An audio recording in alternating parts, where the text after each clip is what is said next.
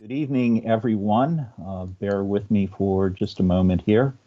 Welcome, everyone. This is the Nuclear Decommissioning Citizens Advisory Panel meeting for Monday evening, December 7th, 2020. This is a reminder, this meeting is being recorded, so it will become public record, and the meeting recording will be made available on the panel website within the next several days. This meeting is being conducted as a Microsoft Teams webcast. Most meeting attendees, when you join the meeting, you will be placed in a listen-only mode. The way you get out of that mode, if you need to speak, is if you look around on your screen, you will see a little microphone icon. It will either be at the bottom of your screen or in the upper right-hand corner. When you see that microphone, if it has a negation sign through it, you're muted. And if it does not have a negation sign, you are unmuted. If you are tied in by a phone line, the mute feature, if you hit *6 on your phone, that will toggle you between mute and unmute as needed. People will need to self-mute themselves when not speaking. Also, as a reminder, if you have your video stream on, please be mindful of your background. Just be careful so you don't accidentally share information that maybe you would not necessarily want to share. To participate in the meeting, interacting with the panel on the right-hand side of the screen, you will see a little meeting participants and a meeting raise hand feature. There's a little hand icon if you need to get my attention, or I am also being assisted by Michelle LaPearl this evening. If you click on that little raise hand feature, it will highlight, and that will alert us that you wish to speak.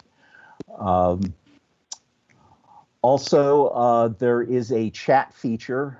You will see a little box that looks like a text message. If you click on that, that will open up a meeting chat, and you can ask questions through there or make comments through there.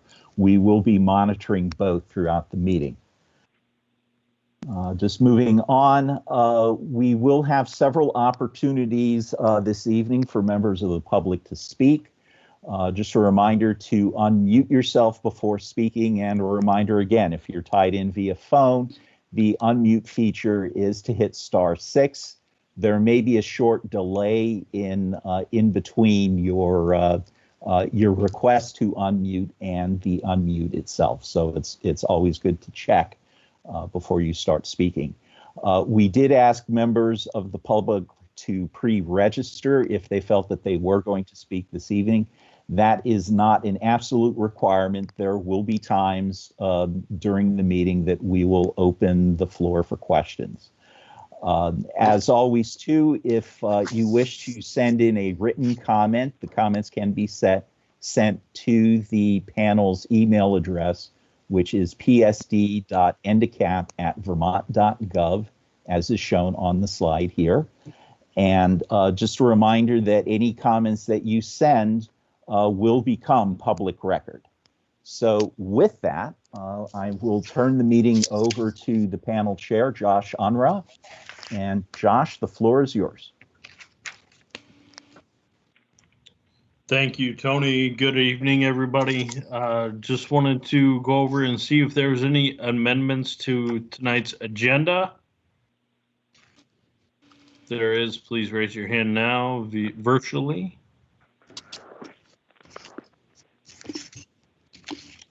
Okay, seeing none, like to move on to review and approve the September 21st meeting minutes, please.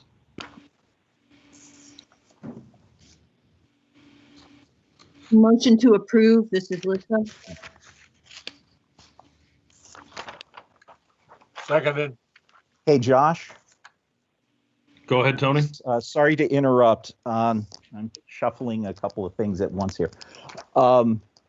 As I was going through the minutes earlier today, I was checking on a few things. On page 3, there is one correction that I was suggesting that the panel make. I'll bring it up here in a moment. No, that's the wrong one. So this is on page 3, lines 14 through 16. It looks like I have a sentence fragment there that's a little unclear. So I have a rewording here to note that the current efforts are focused on removing control rod, guide tubes, and the core plate near the RV, reactor vessel, bottom, completing core top guide, upper grid segmentation, and packaging of its segments for shipments, or I'm sorry, just packaging segments for shipment off-site. Okay, so friendly amendment for those that, Well, I hope you have a good dinner. I'm glad you don't have to cook. Yeah, you didn't burn that house down. hey folks, please mute yourself if you are not speaking regarding the meeting tonight.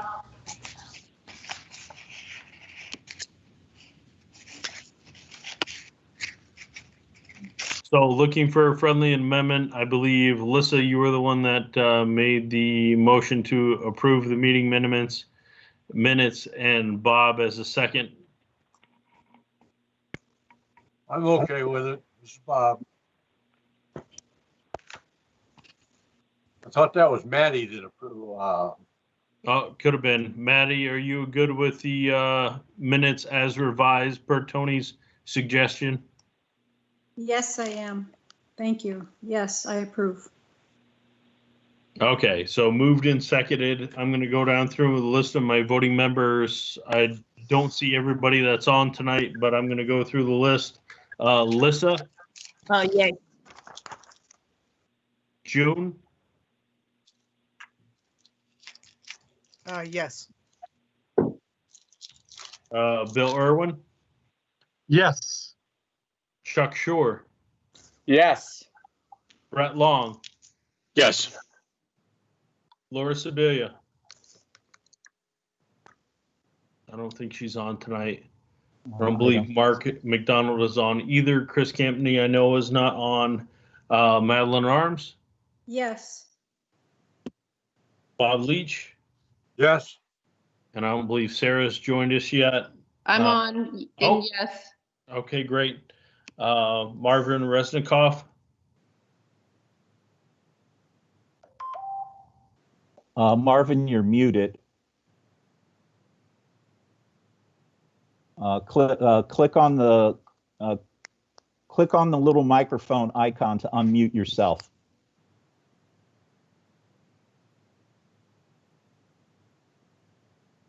Okay, Marvin, why don't you, if you're okay with the minutes, why don't you just give me a thumbs up, stick a thumb up or a thumb down in your screen. We'll do it that way.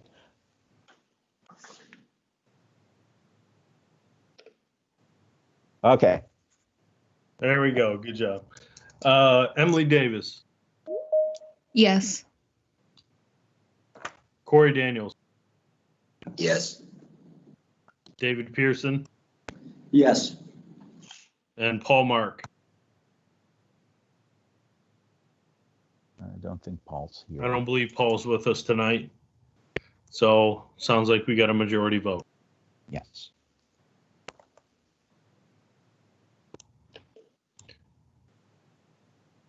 All right, let's move on to the NorthStar update on decommissioning. Corey, the floor is yours.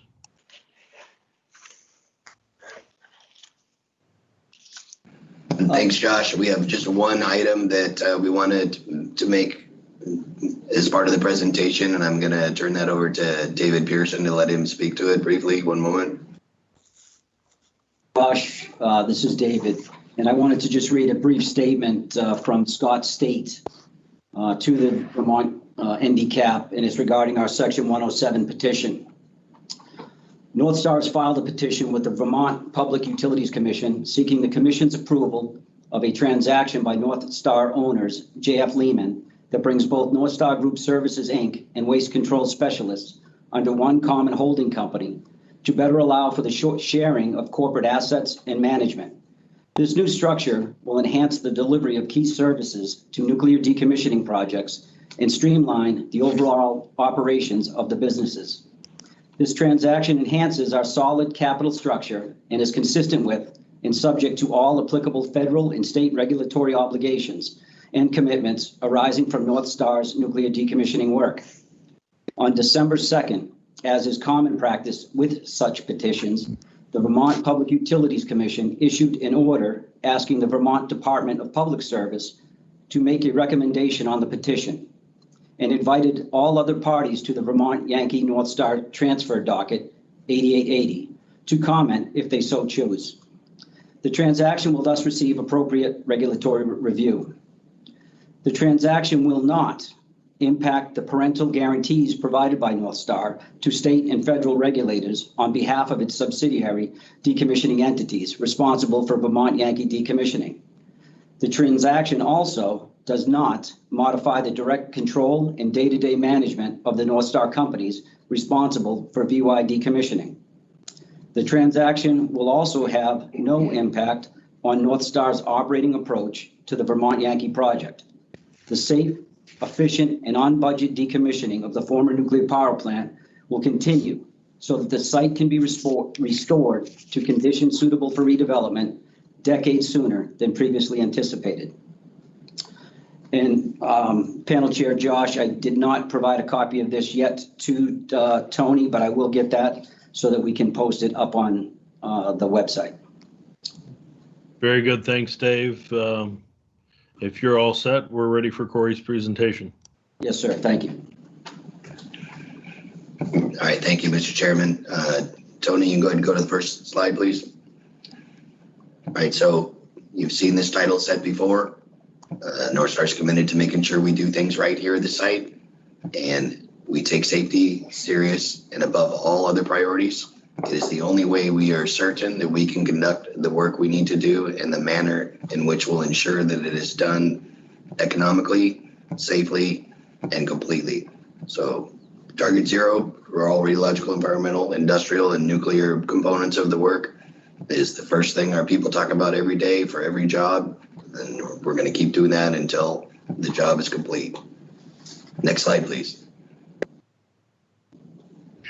We've got to get out of our nuclear scope and begin looking at what at the broader emergency that will, in a way that resonates with households. And I'm not sure who's speaking, but I'd appreciate it if maybe Joni Arnett's could go on mute. Thank you. Yeah, this is Josh Unruh, the panel chair. Whomever speaking, we don't know who you are or what you're speaking about. You're kind of breaking up a little bit, and you can ask questions if that's what you have to Corey at the end of his presentation.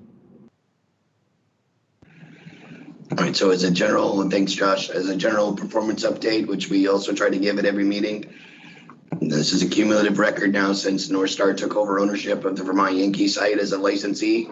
We're now up over 600,000 person hours worked on site without a lost time accident.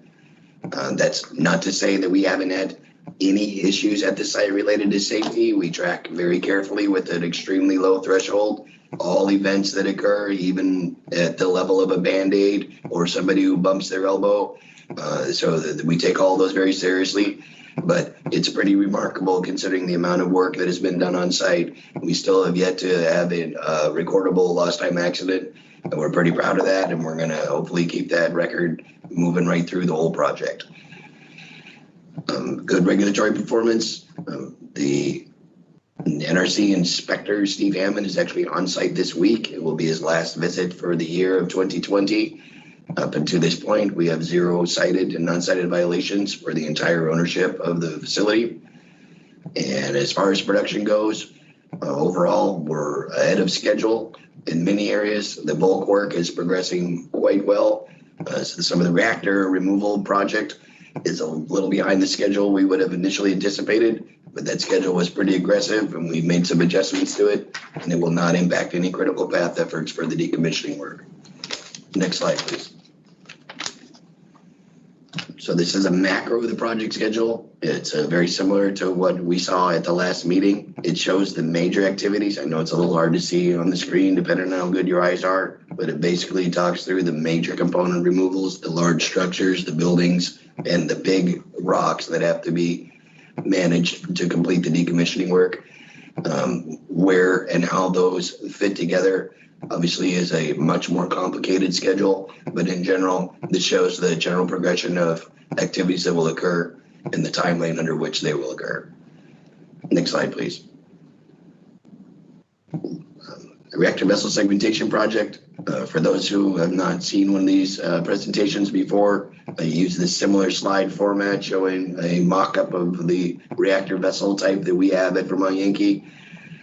The small arrows across the bottom kind of show the sequence of major operations for taking apart a BWR reactor.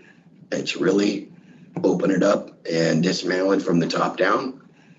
On the left-hand side, you can see our progress. There is one update. The core plate is actually out and in the process of being downsized. That and the guide tubes are some of the work that is occurring right now, along with some in-core instruments and piping work. But we're making great progress on that part of the project. That core plate is probably the most difficult component of all the disassembly activities inside the reactor. And now that we have that out and are segmenting it up, the rest of it, we have high confidence will go very smoothly as well. Next slide, please. So some underwater photos, starting on the left-hand side. You can see one of the water jet cutting tools slicing through plate metal near the core support plate. In the center left, you can also see some of that same tooling that's set up on an XY grid, allows us to move that equipment around and segment all the different pieces. Upper right side, you actually see a saw. This is kind of a close-up view of cutting off one of the instrument pipes. And down below that, you can see the removal of the core plate and rim itself, which was a pretty important part of that portion of the job. So those are all underwater photos. That work is happening with remote equipment and cameras about 45 feet underwater.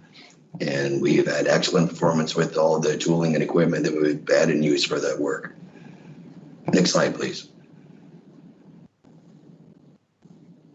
Okay, in addition to that, the control rod guide tubes, for which there were 89 control rods, all those guide tubes have been cut off and been removed. They've been placed into the spent fuel pool. On the upper left-hand corner, you see a saw and a partial circumferential cut across the top to the right. You can see a little bigger view of that same activity, and that is one of the control rod guide tubes being cut in half. You can actually see a couple of segments of the control rod guide tubes laying on the panels that are on the bottom of the spent fuel pool behind it. And in the picture below, after those pieces are packaged together and placed inside of a liner, they get lowered down into a cask, and that's what you're seeing in the bottom picture. Next slide, please. So the mass cutting system is the next major piece of equipment we're going to employ. It will be used for cutting a lot of the rest of the remainder of the reactor itself. It is extremely large. You can see it in two views to kind of give you a scale how the size of this thing is. It's basically a tooling delivery system. It's set up on a large mast with a bunch of umbilicals that allow the controls to be utilized from up above while we're monitoring the progress with cameras. But it's a very precise delivery system, and we can set a host of cutting equipment into the mast and operate it in both the X, Y, and Z axes. So we can move it up and down and all the way around the vessel, and we'll use that to segment the vessel itself in the near future. Next slide, please. So one area of the plant that we haven't really shown in any of the photos previously, this is the equipment that used to service resupplying the reactor vessel with high pressure, high temperature water. There's what we call the feed pump room. Very busy, crowded room, a lot of equipment, large pipes, heavy gauge pipes, 120 schedule, very thick, over an inch thick piping. And you can see in the photos on the right, there's actually a hole cut in the wall that didn't used to be there that goes into the heater bay next to this room. You go to the next slide, Tony. And then you can see where we are rigging out one of the large feed pump motors. There was actually 3 of these entire assemblies in that room. Each of those motors was 5,500 horsepower. So you get an idea for just how much power and size of the equipment we're talking about. It's about the size of a small bus. And you can see the pumps and the piping are almost gone from the room. And this photo is over 2 weeks old. I would venture to say pretty much everything's out of that room by now. But great progress is being made in a lot of those areas, removing all the feed water system and the ancillary equipment. Next slide, please.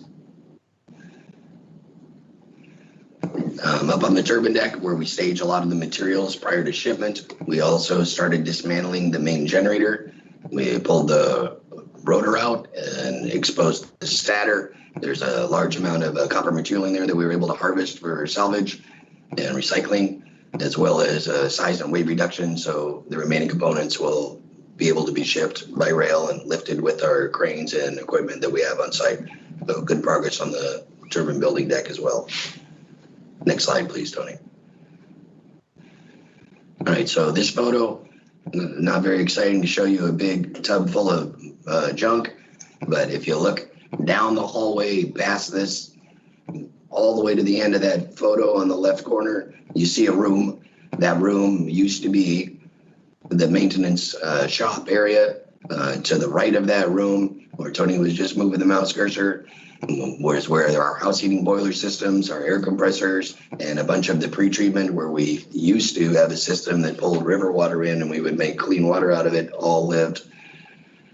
All those pieces of equipment and components that supported activities in those spaces have been removed, put into totes like this and shipped away. Next slide, please, Tony. And you get an idea for what most of that looks like with all of the material removed, a little bit of scope for the size of the room. Next slide, please. And then you can see what happens when we tell the guys from Boston that it's ready to turn the machines on. They go to work pretty quick and they start dismantling it.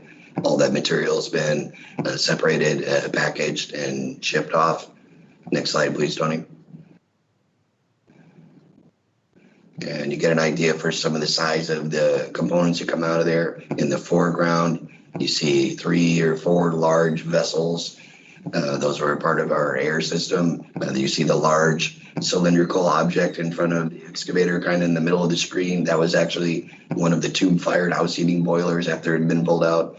And the big folded up structure, kind of center left, was actually a 50,000 gallon demineralized water storage tank. But those are just some of the materials that ended up from that little corner being removed. So the warehouse is now gone. The maintenance office buildings are now gone. The maintenance shop is now gone. And those other buildings with the equipment in them I previously described have all been dismantled. Next slide, please. So a little bit backed up, a little better view. Once we got it cleaned up, you can see all the concrete there on the ground in the foreground. Obviously, there used to be building structures above all of that. Next slide, please. So we call this area the courtyard. It was just to the right of the photo I showed you in the last slide. But again, that's actually the footprint of that large water tank. And the pile you can see to the right is actually a little bit of the material that remains from the advanced off-gas building demolition.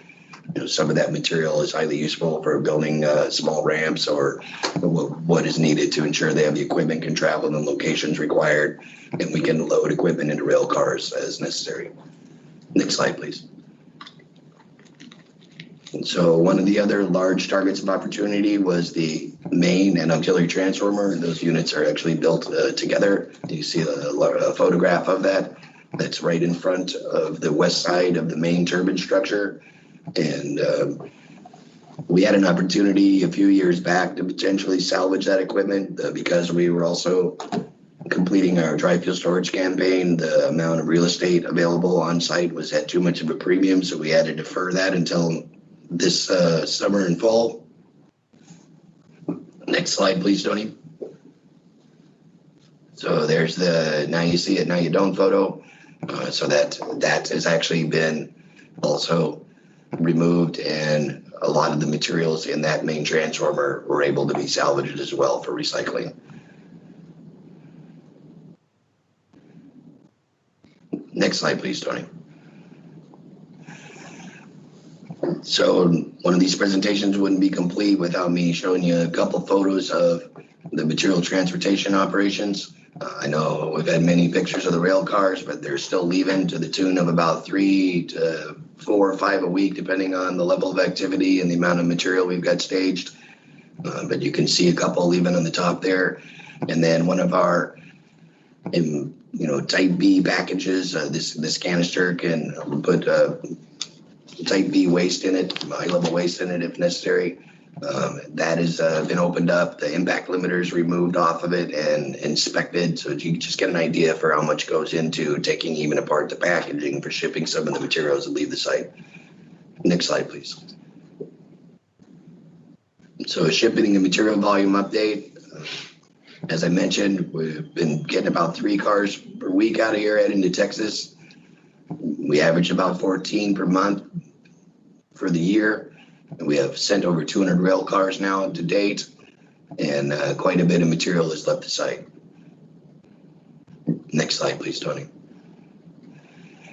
Okay, other things that are happening on the site, we continue to finish the non-radiological characterization, work with our state agency counterparts to ensure that all the sampling is done appropriately and effectively, and that all our corrective action plans for any of the areas of concern that have been identified go through appropriate public noticing.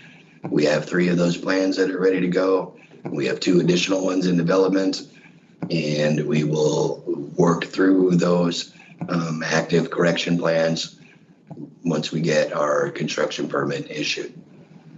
Next slide, please. So a few other things along with that site investigation. We do a risk assessment that's been with A&R for review. There were no new areas of impact identified. That risk assessment kind of takes together an aggregate view of all the non-radiological constituents that have been identified and make sure that put together that they don't create a different or impactful hazard. So far, we have not seen any evidence of that. Groundwater sampling is conducted quarterly. We haven't seen any anomalies or new source terms identified to date. And that's kind of an important point at this point in the decommissioning. Right? There is no more source term. There's no generation. There's no materials available for us to find that are new. So the amount of effort we put into making sure that we understand what is on the site and that we don't get surprised is important for protecting the amount of work and the type of work that has to be done to clean everything up that remains. We regularly perform split sampling with the Agency of Natural Resources subcontracted group, ATC. Gerald Noyes was actually on site on November 19th and witnessed those activities happening in person. And we continue to collaborate with the appropriate state agencies for things like the below grade structures and how the permitting will work when we get to that part of the job. And we start talking about backfilling the big open holes and putting material in to bring it up to grade for final status surveys.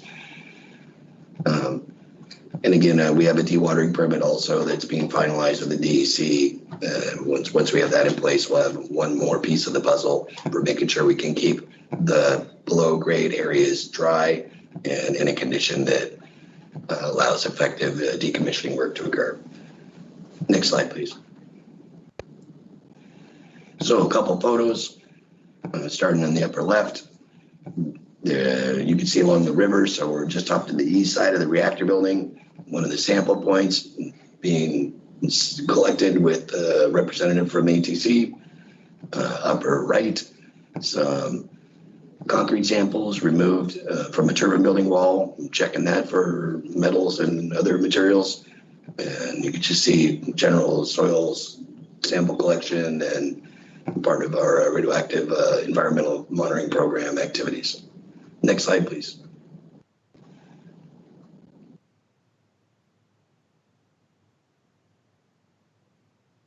So, and again, with recommendations from the agencies and looking at our overall plans, we refurbished a number of the wells and even drilled a couple of new ones. This will also enhance our ability to monitor the water and what's in it. But it takes a considerable amount of effort to make sure that the non-radiological characterization and remediation is happening. And these are just some of the demonstrative photos showing those actions. Next slide, please. Also, as part of our arrangement with the local town and our MOU, we promised to take care of the road. We understand there's considerable truck traffic that is going to degrade access to and from the site. And we'll continue to work with the town representative and make sure that we take good care of that road and leave it better than we found it. Next slide. All right, so again, target zero is still the most important thing. Nuclear decommissioning, slow is fast. Doing it right, doing it safe is the only way to make sure that it happens the way we expect. And we're committed to that. And I'm happy to answer any questions with the presentation. Thanks, Tony. All right, Corey, thank you very much. There is a handful of people that want to speak, from panel members to public, but we will get through the state agencies presentations first and then get to the panel and public comments as per our agenda. As I see it right now, Ann Darling, Karen Haddon, Marvin, Lissa, and Bill Irwin all have their hands up wanting to speak, but we will get to, like I said, the state agencies first before we get to panel and public questions. Per the agenda, let's start with the Public Service Department, please.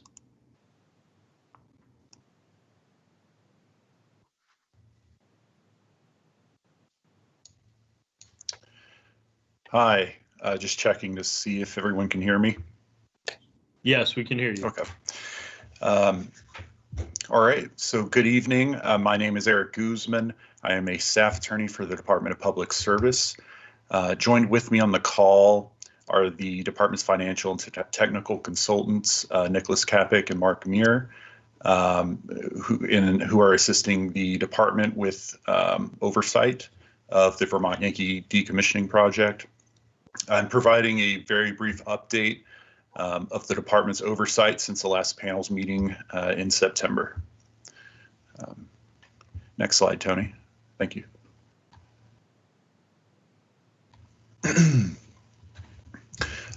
First, just for the benefit of any panel members or members of the public who aren't familiar with the department's role, I've provided just a general summary of the department's primary objectives during the decommissioning process. On the financial side of things, pursuant to the Memorandum of Understanding in the Vermont Yankee sale docket, the department receives confidential financial documents on a monthly basis from NorthStar to review the financial performance, health, and viability of the decommissioning project. These documents are requested by our consultants to facilitate the review. And the department also receives confidential audited financial documents and disbursement details on an annual basis. Again, that's in accordance with the MOU.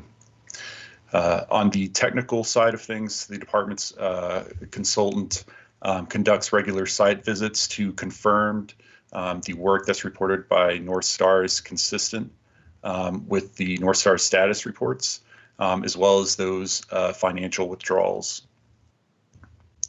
And so using the site information and financial documents, the department's consultants identify any potential risks that could challenge the successful completion of the project.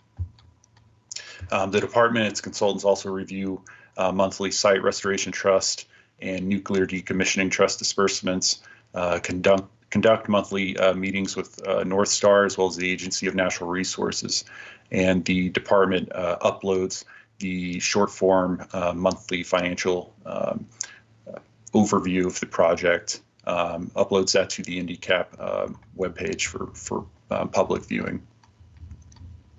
Next slide, please, Tony.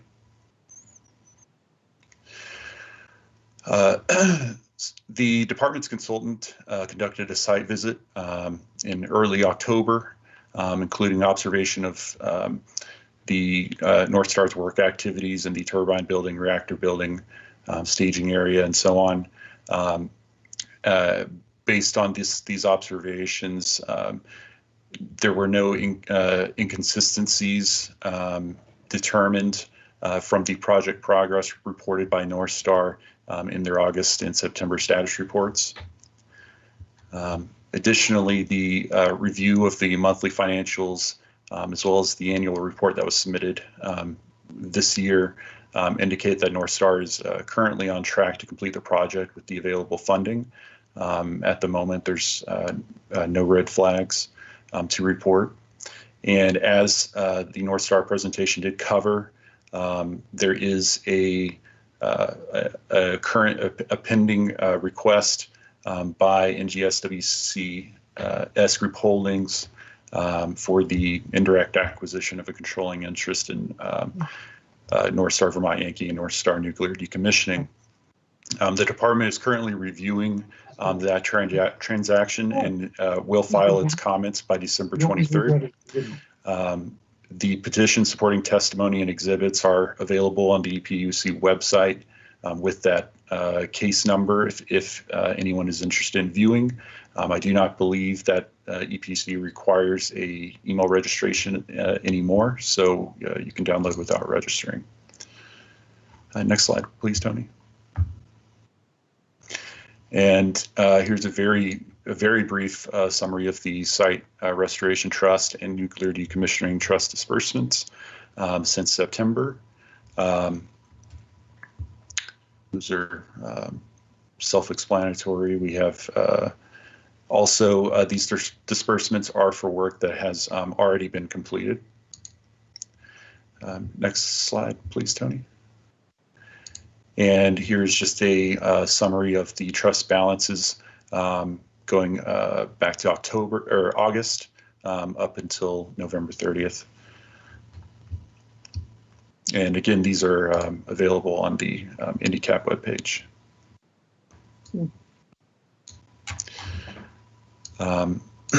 Beyond that, nothing too substantial to report. Just wanted to give just a brief update from the department's oversight role. And that's all I have. Thank you.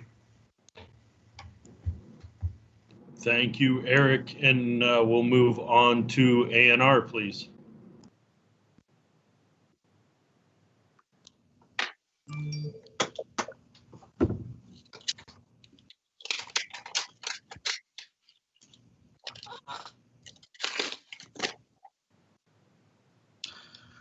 Okay, good evening. My name is Gerald Noyes, and I am one of the engineers who's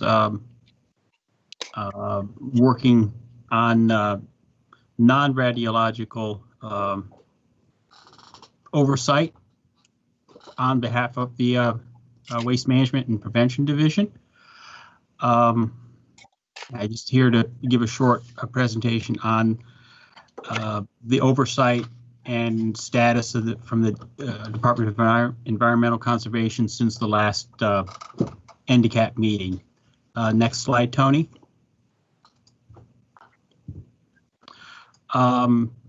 As Corey said previously, and others have said, that we do have regular meetings between the A&R, Vermont Yankee, NorthStar, Department of Health, and then Haley Aldridge, which is the environmental consultant for NorthStar. We also meet regularly with Public Service Department and their consultants. The quarterly NDCAP meetings. There are opportunities for public comment when permits are draft permits are issued and for corrective action plans, and they will get sent to the Environmental Notice Board for public comment. Both NorthStar and the ANR have public information websites. And then the ANR, Department of Health, and Public Service Department, we all make regular site visits, in addition to having technical consultants, both for the Public Service Department and for ANR. Next slide.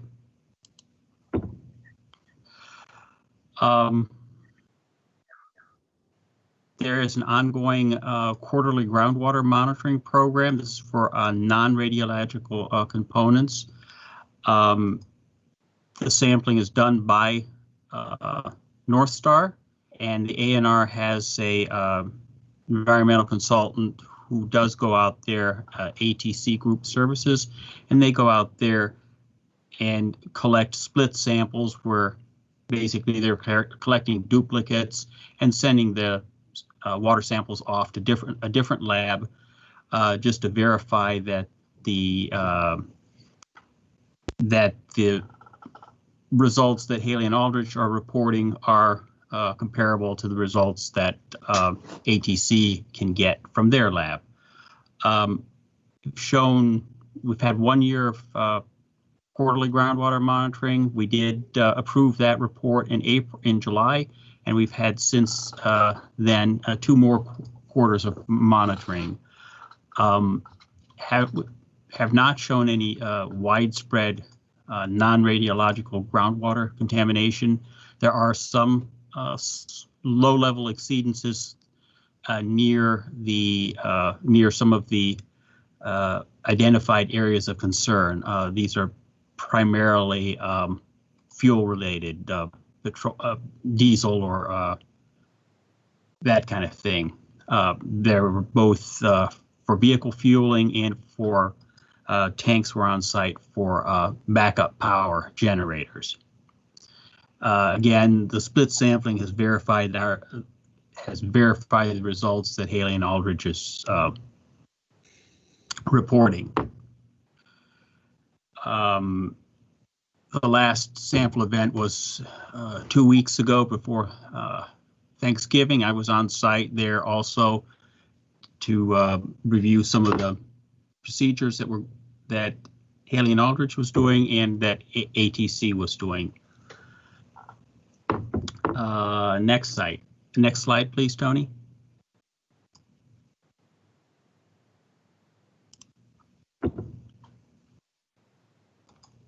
As I said, I was on site the 19th. The water samples are being collected for volatile organic compounds, for semi-volatile organic compounds, and metals. ATC Group Services uses a SGS North American lab in New Jersey, whereas Haley and Aldrich are using Alpha Analytical in Connecticut. The results from both labs are compared, and they're basically showing that what Haley and Aldrich is reporting is ATC is confirming what Haley and Aldrich is reporting. In addition, they collected water samples which were going to be analyzed by the Vermont Department of Health for a radiological analysis. During that site visit, I also toured the site to observe the current demolition status to see what's happening. To see what's happening with my own eyes. We had planned to have a few more ANR personnel, but with the recent COVID increase, it was decided that one person, just going by myself, would be probably the safest thing for both ANR personnel and for the NorthStar personnel. Next slide, please. As I said, Haley and Aldrich is the environmental consultant for NorthStar. They've submitted their non-radiological data evaluation report. This is a form of a risk assessment that I've reviewed it and forwarded that to the Vermont Department of Health for their risk assessor to evaluate. A groundwater interception system has been installed near the turbine building, and we've discussed this previously. Draft discharge permit has been drafted by the ANR, and that's in review. And the last thing is there was some naturally occurring uranium was found in one of the site drinking water wells, and Haley and Aldridge has connected that to an alternate water supply well. And again, that permitting process is ongoing, and I believe it's actually finished. And there's they just have to. The last report that I got, they were going to be shocking the well to and testing it one last time to show that it was suitable for drinking and that it met all of the state drinking water standards. Next slide, please. No new corrective action plans have been submitted during the period. The previous plans were approved and had been gone out to public comment, and no comments were received. And those plans will be put into place. Basically, they'll be implemented as the demolition schedule allows. In general, all 3 corrective action plans are for digging up contaminated soil and shipping that off-site. Next slide. One of the ANR's function is review of submittals from the Haley and Aldridge and on behalf of NorthStar. So we have the wastewater program is writing the groundwater discharge permit for the dewatering around the turbine building. We're reviewing the risk assessment report. ATC has also been asked to review that report to give their input using their risk assessor. And most recently, we received from Haley and Aldridge a post-demolition sampling plan. This plan details how samples will be collected from beneath former buildings. Done a lot of sampling around buildings, have not found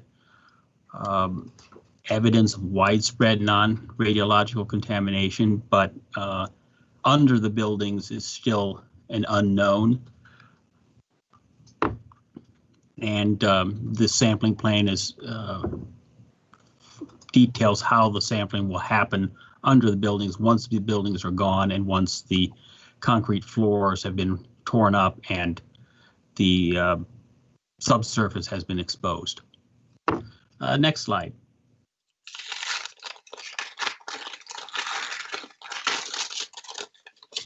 The ongoing work indoors, of course, there's still a lot of asbestos abatement going on. Well, a lot of asbestos abatement has been done. We've had ATC on site verifying their abatement procedures. The Department of Health was also out on site once doing an asbestos inspection. As you might expect with a large plant that was built in the 60s, asbestos insulation was used a lot on a lot of the high temperature equipment, and that has to be appropriately remediated, right, or abated prior to the building being demolished. There was also part of the solid waste rules require that building materials be characterized before a building is demolished. That is for hazardous coatings, paints, lead-based paint that often is on structural steel. PCBs sometimes get used in various building materials, although it has not showed up much on this. But again, this has to be verified prior to before demolishing the buildings and then sending the demolition debris off-site. Next slide. The A&R has a technical support contractor, ATC Group Services. I've talked about some of the work they've been doing. They basically are going to be continue with their evaluations of Haley and Aldrich submitted reports and work plans. They were asked to look at the non-radiological data evaluation report. They're going to continue with split sampling as requested by the DEC, and they'll continue with ongoing asbestos work as it happens, basically to compare the reported conditions and make observations during site visits and observe the work practices. Finally, next slide. And this is just kind of outlines some of our future work. Is basically continuing more of the same. That is reviewing work plans, environmental permits, disposal documents, sample results from both Haley and Aldrich or our environmental consultant. And basically kind of review anything that Haley and Aldrich or NorthStar submit in terms of reports, permits, that kind of thing. We'll be using our support contractor for asbestos abatement observation, for split sampling, reviews of submittals, and anything else we can think of that we need help with. And then we'll be continuing with site visits and teleconferences to observe progress of what's happening out on site and answer any questions that we might have. So that's about it for what I have for the A&R. Tony, I don't know when the next question session starts, so.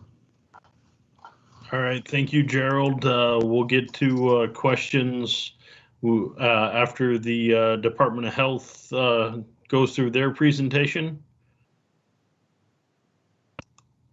Hi, Josh. This is Bill Irwin. I don't actually have a presentation. Just wanted to share with the group that we work with the Department of Environmental Conservation on the 2 to 3 times monthly calls to get updates. We appreciate the review of work that's occurred at the site, as well as the look ahead that NorthStar employees provide us.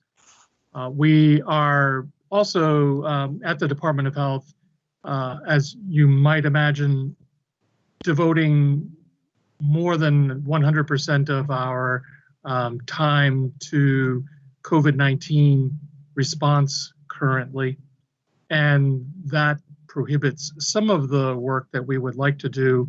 But I'm very happy to report that of the various entities that I deal with as a health department representative at the State Emergency Operations Center, the folks at NorthStar have represented in their work to maintain their workforce and that site as safe as possible during this pandemic, exemplary behaviors and expectations of their employees, and we greatly appreciate that.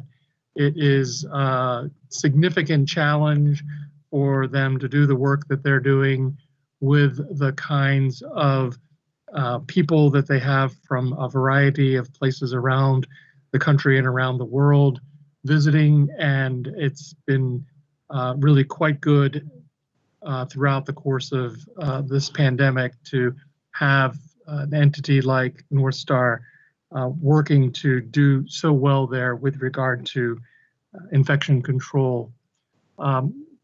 We do continue to collect samples from around the site, and when our lab has been available, which was just this summer, we could not be available for laboratory analysis in March, April, and May because of the high throughput of COVID-19 samples in our laboratory, and currently with our high throughput of samples at the laboratory to conduct a lot of environmental samples analysis. We have been quite happy to get from the site samples when we could, analyze those, and so far all of our samples have been of a nature that allows us to feel confident that nothing so far has been released into the environment, let alone anything that would create a public health hazard.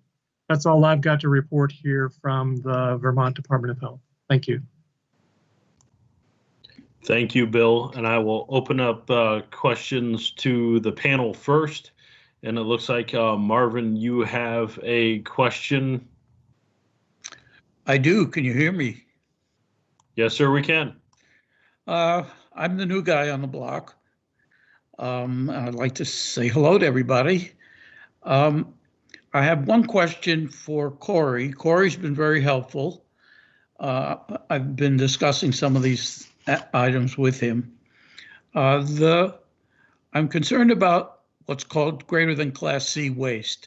That is, Corey mentioned this lower core plate, and I assume the core shroud, and other material like that, extremely radioactive material that is not nuclear fuel. And he said that this material right now is being stored in the fuel pool. And so my question is, what then will happen to that material? Will it be going into a Holtec container? And will it be stored on the site, on the pad, as the nuclear fuel is? And will it go to a waste repository when one is available?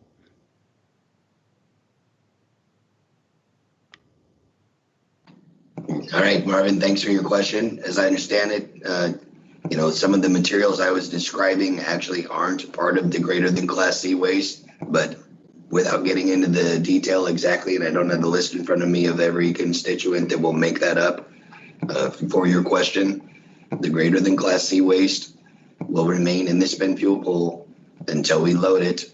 And currently NorthStar's intentions are to load it into a Holtec iStorm 100 system non-fuel waste container, which is basically the same as the multi-purpose canisters that the fuel gets loaded into, but it doesn't have a basket in it or a grid to set all the individual bundles into. It's just basically an open canister.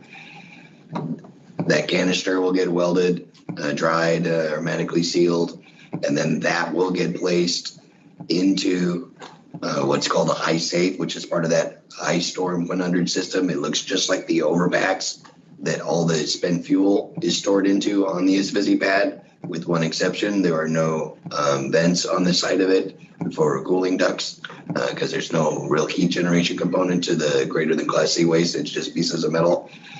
And then our intention this time is to store that out on the ISVISI pad with the spent fuel until such time that the DOE meets its obligation, or we have the ability to move all that material to either a final repository or a CIF or wherever the DOE wants to take it.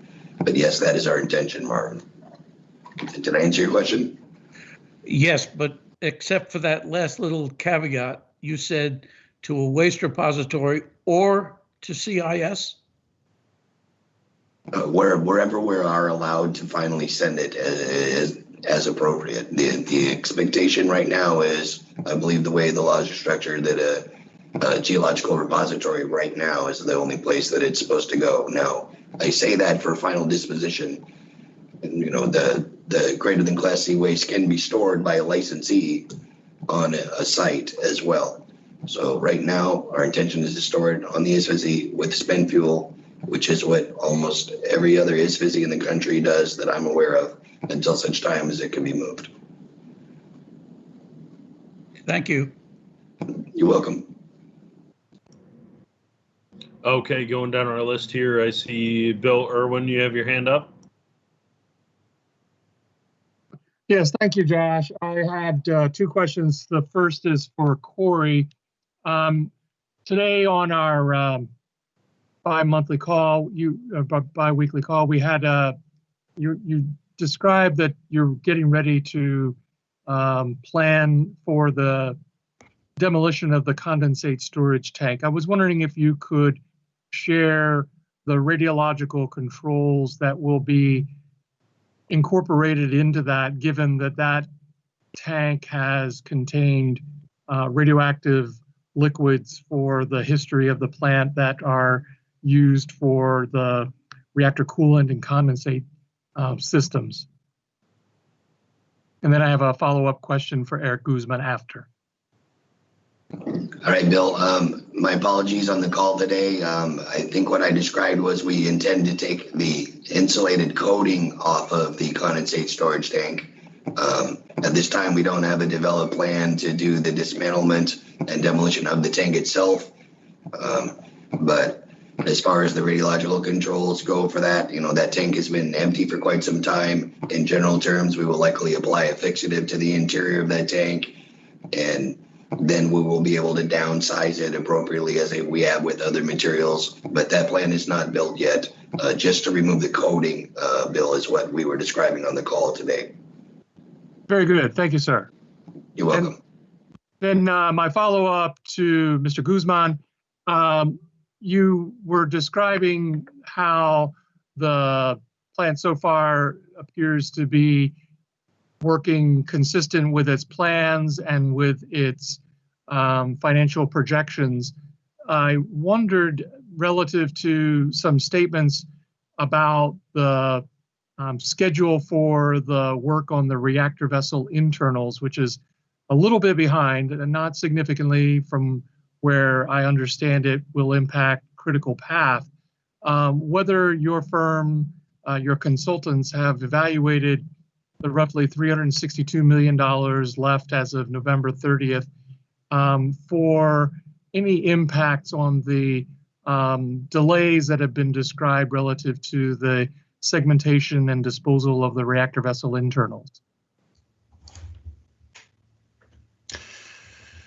Yes, I'm thinking that Nick or Mark might be best suited to answer that. But yes, they have evaluated the financial viability against the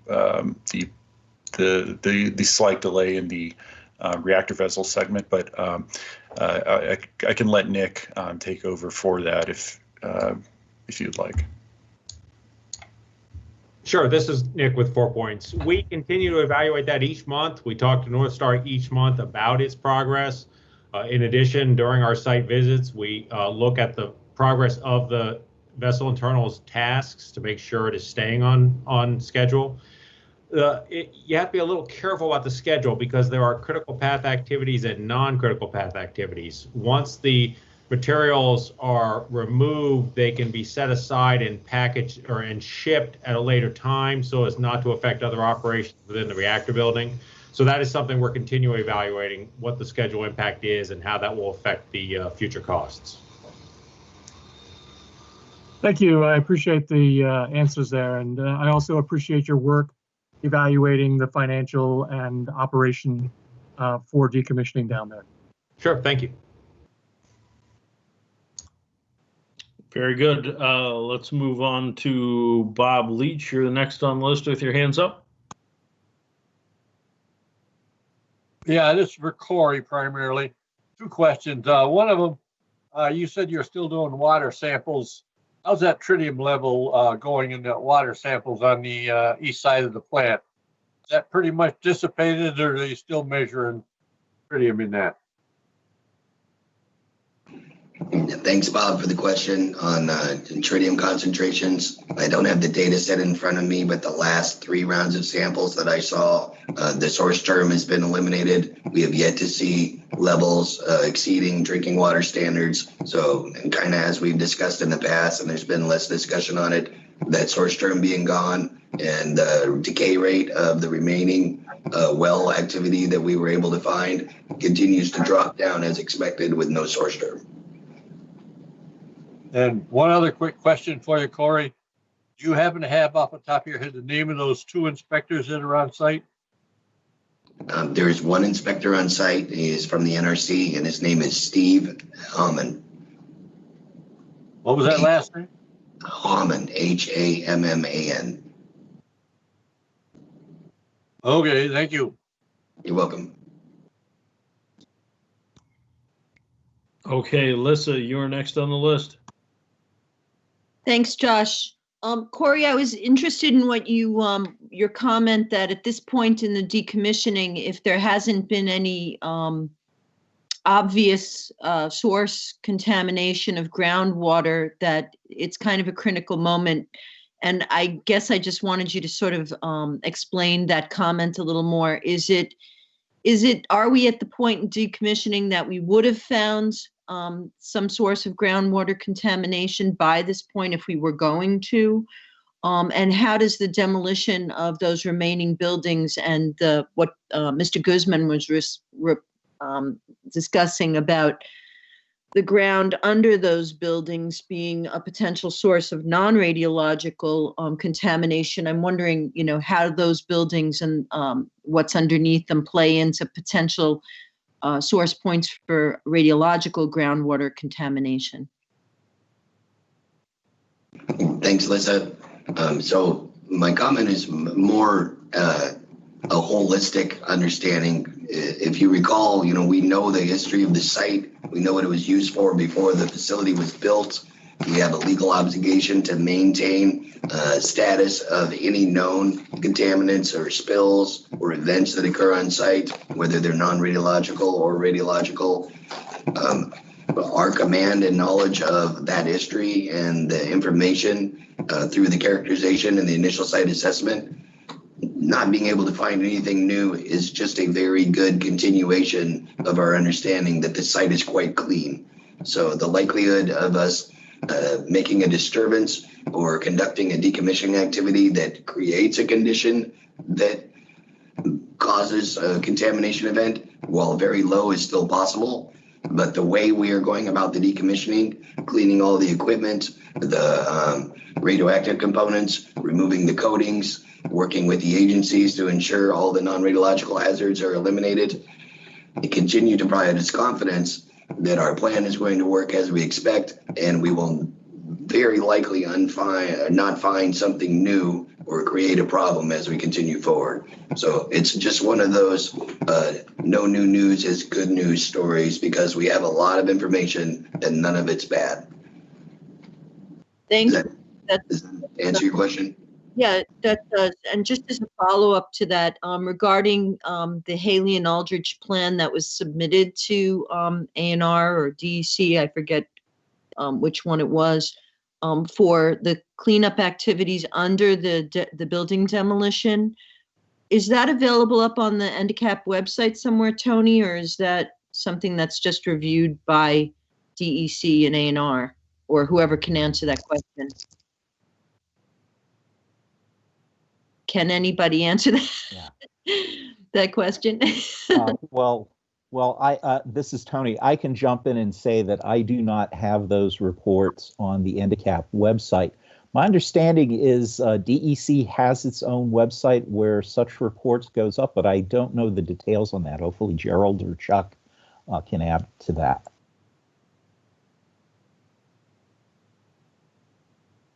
This is Gerald. That work plan can be put up on the A&R website. We haven't put it up yet. I mean, it's still in review, but we can put that up on the website. That would be great. Thank you so much.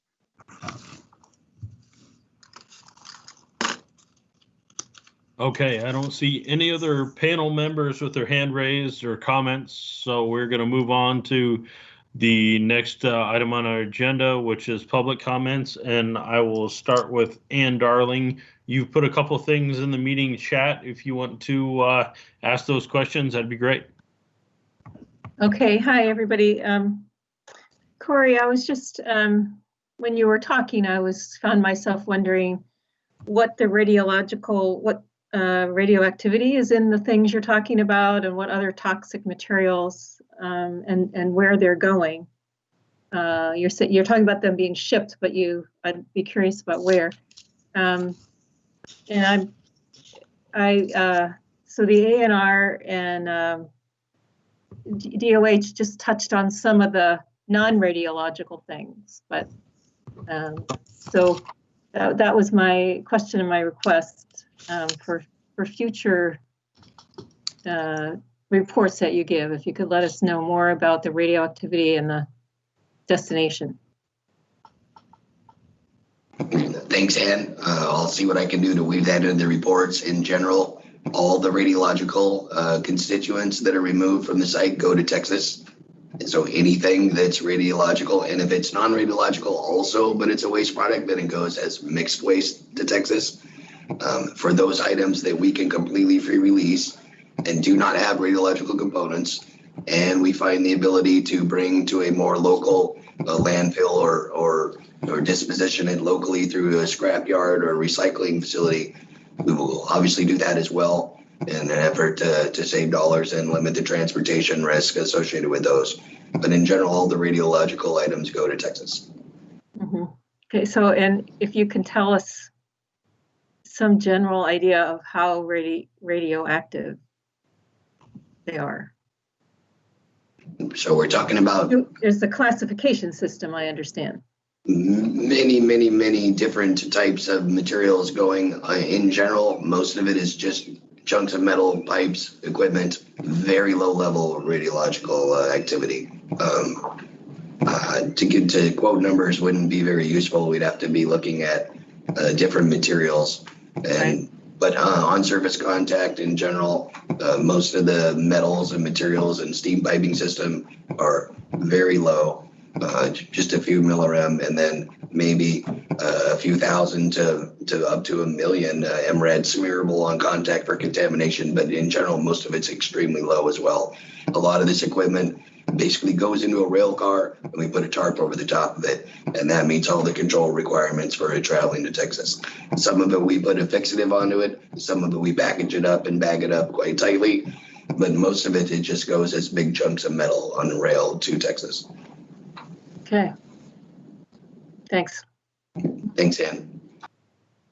Okay, the next person I have on the list is Karen Haddon. Can you hear me okay? Yes, we can. Hi. Well, I had some follow-up questions to Ann's.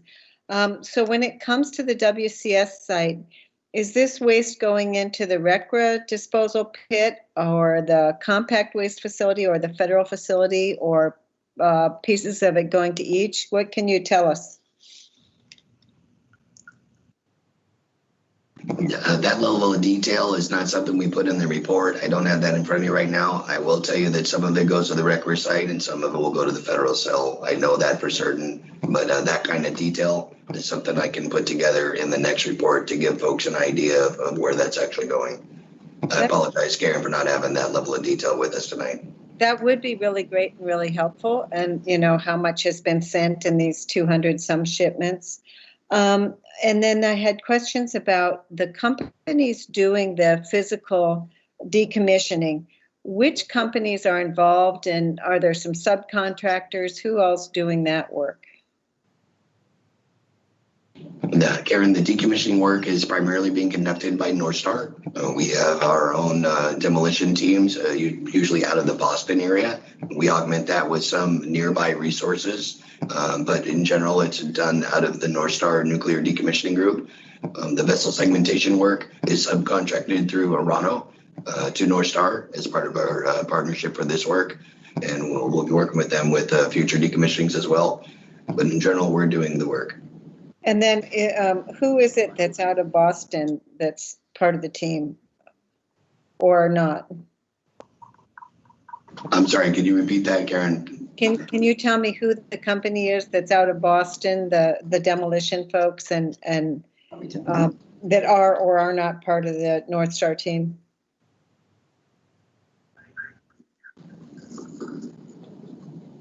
Go ahead, David.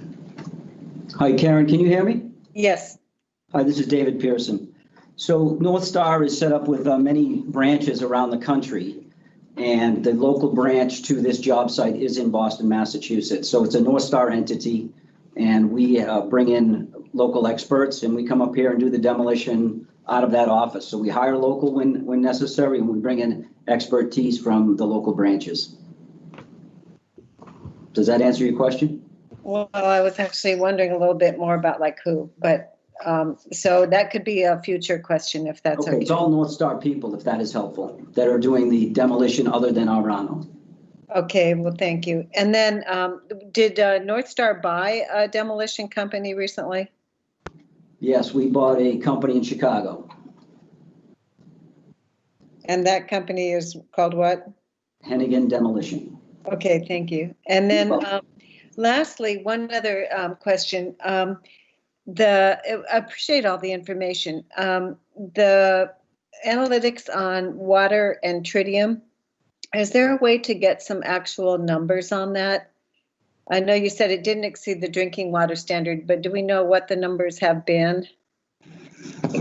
All the numbers I've seen were from just under 7,000 picocuries per liter down to non-detectable. But I can probably get a suite of our most recent samples and provide that at the next meeting, if that would help. That'd be really great. Thank you very much. You're welcome. And I was just corrected. Apparently it is the waste compact that we are putting as much of the material in as well, not the federal compact, or the federal. Compact. Okay, thank you. You're welcome. Is any of it up to greater than Class C? The material that's going to Texas will not be greater than Class C. That material will be stored on site at the ISFC once we package it up. Oh, so it's Class A, B, and C? There is Class A and B material that gets shipped there. The class greater than Class C and Class C material. The greater than Class C material will stay on site. Okay. Do you have any breakdown between Class A and Class B and C of how much in general? We don't carry that level of detail with these reports. Is there a specific reason, Karen, you're interested in the actual volumes, or is this just a? Yeah, I'm in Texas, and we just try to keep an eye on what's coming in. How much is there at the site? All right, I'll try to include more level of detail for that in the reports going forward that will help you understand the types of materials that are going there. Thank you. That's very helpful.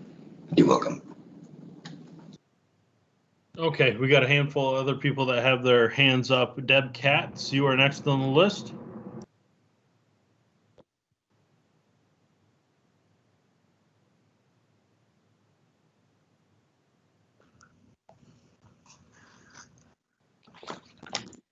Deb, you will need to unmute yourself so we can hear you.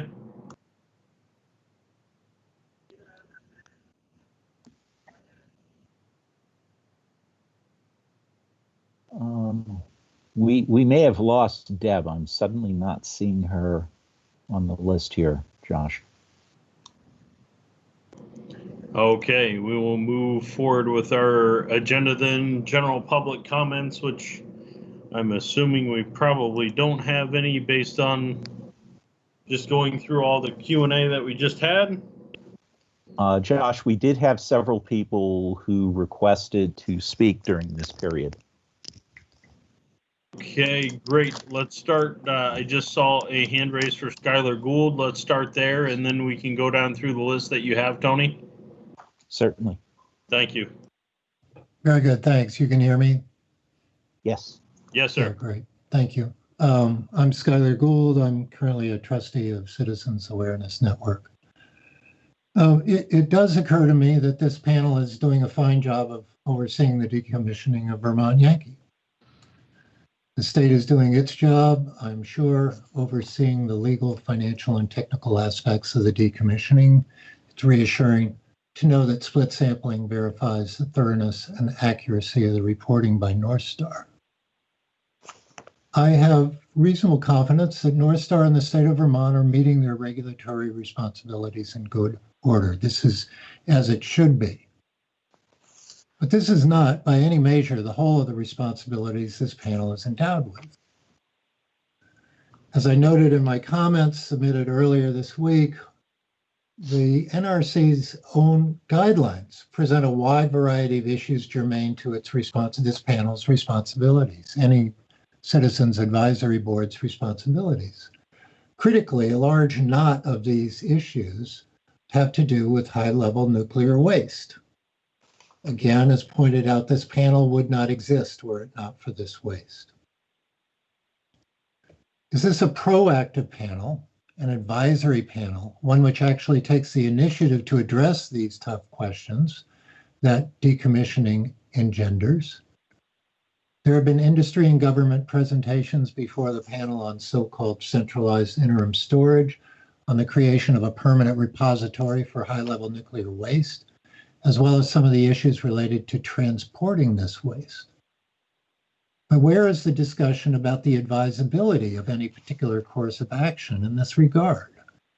Does this panel have the right to ask such questions?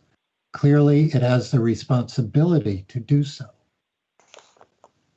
It seems to me that it's time for this panel to ask and try to answer these hard questions and meet those responsibilities and advise the governor and the state of Vermont on what it finds. Thank you. Thank you, Skylar. Tony, since you have the list, I will let you go down through it. Okay. For people who specifically requested to speak early, next on the list is Nancy Rice. Nancy, are you, I'm not sure if I've seen you in the participant list right now. Hello? Nancy?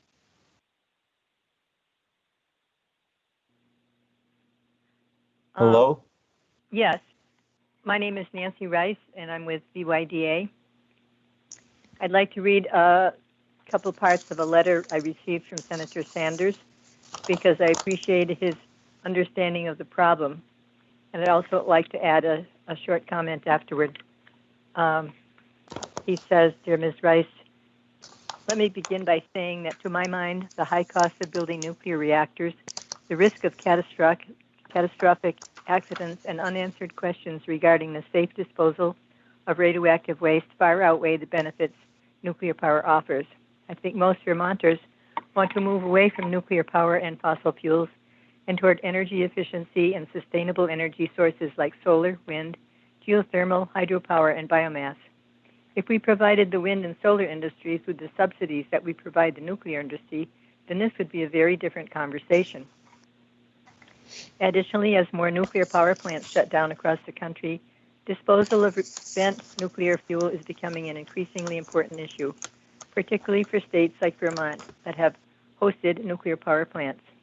Many scientists question whether a way to safely store these materials over the thousands of years they will remain dangerously radioactive even exists."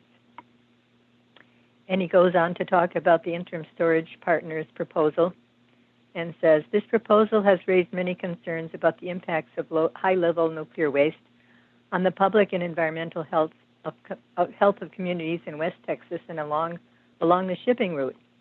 To my mind, at a time when millions of American families are struggling just to put food on the table, I do not see why we should spend billions of dollars on Band-Aid solutions that do not address the overall issue of long-term nuclear waste disposal." In the comments, I'd just like to add to that is, I'd like to add that I encourage the formation of an NDCAP subcommittee to learn more about high-level nuclear waste and its dangers, and to make recommendations to the full NDCAP panel. The subcommittee and the panel might find that seeking congressional approval for substantial compensation for host communities would make sense for the 7 to 10 years or more, which it will likely take even if the waste is transported elsewhere, or if the high-level nuclear waste is stored on site until a permanent repository is established. Such compensation would allow for ongoing safety monitoring of the casks and for carefully moving the casks to a slightly higher elevation, where berms could also be installed around them to make for a safer, more secure location. I also encourage the panel members to learn all you can about nuclear waste and its horrendous potential dangers as you decide on advisory decisions, since this is really uncharted territory. Thank you very much.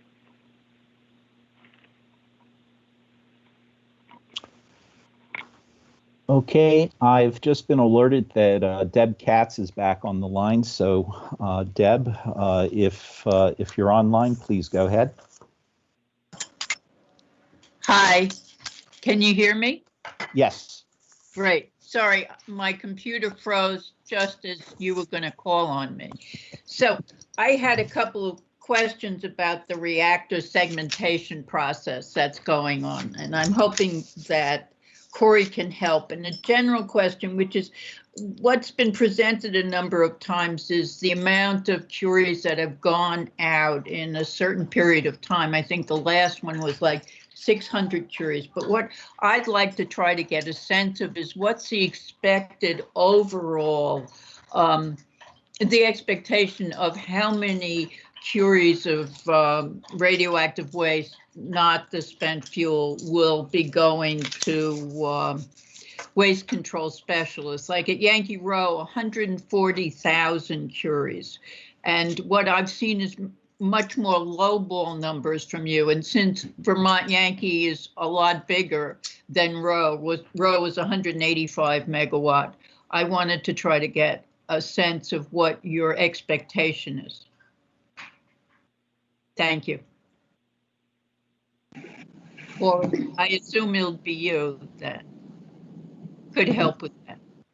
Thanks for the question, Deb. As I understand it, you would like to know more about the total curie content in the volumes of materials that will be shipped to Texas. Yeah. Again, with the other questions that were asked about the types of materials and the breakdown, I think that's something I can work to include on future reports. But I understand Rose numbers as you described. We're aware of reference value numbers for decommissioning. We've seen what some of our industry peers are able to do, and we can certainly put that information together. That would be great. I also wanted to get a sense, you were talking about the reactor removal process was behind. So what's the delay in that? What's caused that to happen? I think the original schedule was pretty aggressive, Deb. We definitely had some issues with the initial transaction, if you recall, from Entergy to NorthStar, and some of the setup operations and the ability for us to prep for that work put us behind a little bit. We had to clean the spent fuel pull out and do a few of the things that we were anticipating would be done ahead of time. So that was just a schedule push. But then overall, the schedule for the vessel disassembly was pretty aggressive, and it's a learning curve. And I think overall we're more prepared to ensure we do it safe and correct than try to do it fast. So that's just where we're at with it. It's not a huge stretch on the schedule, and it's not an impact to the project. Okay, thank you. I was wondering if you have a sense of what the expected dose for workers will be from the segmentation process that's going on, or what you expect that may be. So that's a great question, Deb. Dose is paramount as it's a component of safety. It is something we talk about every day when we talk about safety. They're inherently intertwined with each other. Our dose performance for the last 2 years has been very good for the total amount. We've never put anybody in a position where they're approaching any limits for dose or activities. But when that question is a hard one to answer, because certain folks who are performing specific activities and have the correct skill sets are going to be in a position and in proximity of activity and equipment on the refill floor with respect to other folks, which we try to balance that and we cycle people through, but there are some who get more than others. But in general, it's not substantial, and it's definitely better performance than what we have seen historically with decommissionings, and even with outages. The amount of work we have, the number of hours our folks are doing it, we're able to do this on a pretty modest schedule, usually 5 10s, sometimes maybe 5 12s a week. But we're not burning our folks up from a dose standpoint. We're not having to change out staff at all, and we don't anticipate that in the future. Okay.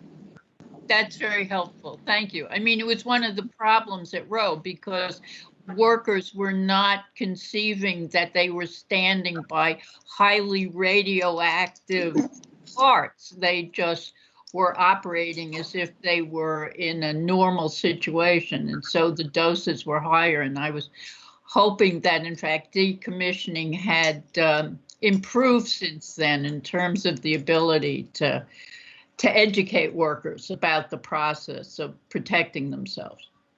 So thank you. It very much has, Deb, and just to add to that, that is one of the advantages of NorthStar becoming a decommissioning entity, absorbing indigenous talent sets from the facilities for which they'll decommission, getting all those learnings in place, and then building on the experiences of those who've gone through before us. But we're definitely committed to keeping the ALARA principles in place, and we'll keep that as low as reasonably achievable. But thank you for that input, and it's not something we talk about regularly, so I'm glad to have a chance to bring it up as well. It's a very important concern in this. It's a highly dangerous job you're doing, and it's really important to protect the workers. So thanks, Corey.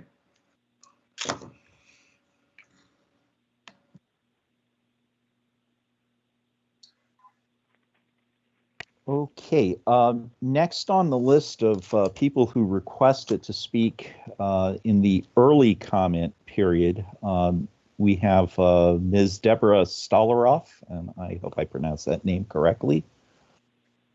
You're close. Okay. It's Stolaroff, so you're very close. And thanks for letting me go early. I am an educator, and I am on my 13th hour of Zooming right now. So, and I represent the Vermont Yankee Decommissioning Alliance. So I noticed that one of the agenda items this evening is the discussion of the 2015 NDCAP advisory opinion that was written back in 2015 by the then NDCAP chair without authorization from the panel. And that opinion, he advised that high-level nuclear waste be transported from Vermont to interim storage sites in New Mexico and West Texas. And when it comes to nuclear waste, there is no interim storage, and the Vermont Yankee Decommissioning Alliance asks that this current iteration of the NDCAP reject interim storage and keep all Vermont Yankees radioactive and dangerous waste stored here in Vermont until a scientifically approved repository site or a guaranteed way in which high-level nuclear waste, or any nuclear waste for that matter, can be safely stored without nuclear leaks, as where that might be a high concern. And similar to transportation accidents, any potential leak is too high of a risk when it comes to radioactivity. So transporting high-level nuclear waste, including the greater than Class C waste or internals across 2/3 of the country, is unconscionable. I feel, and transportation of Vermont's high-level nuclear waste and greater than Class C waste over roads and rails leaves potential for accidents. And as was pointed out in the last NDCAP meeting, we had that potential, we had an example of potential accidents in June this year along Route 11 in Andover, Chester. So, things do happen. This issue is about public policy and public good and public safety. It's not about corporate wealth or corporate good. And as is in my mind, the NorthStar and waste control specialists, combining of those two companies just announced is sort of more about corporate wealth than anything else. And besides the fact that both of the governors of Texas and the governor of New Mexico have also rejected storage of nuclear waste in their sites, and that the residents of New Mexico and West Texas have little political power to object to the NRC's decisions. This is of concern. So ironically, there isn't a nuclear power plant in New Mexico to generate nuclear waste, but they've been asked to store the entirety of the US high-level nuclear waste. dumping our waste in New Mexico and West Texas is an injustice, and I think it's immoral. None of us want nuclear waste in our backyards. However, it was our Vermont choice to create nuclear waste before knowing what would happen to it upon decommissioning, and therefore I think it is incumbent upon us to be responsible for our waste, and very sadly, have to store it right here where it was created. We should not be sending it to other states to deal with it. Those are my comments. Thank you very much, and thanks for all the information tonight.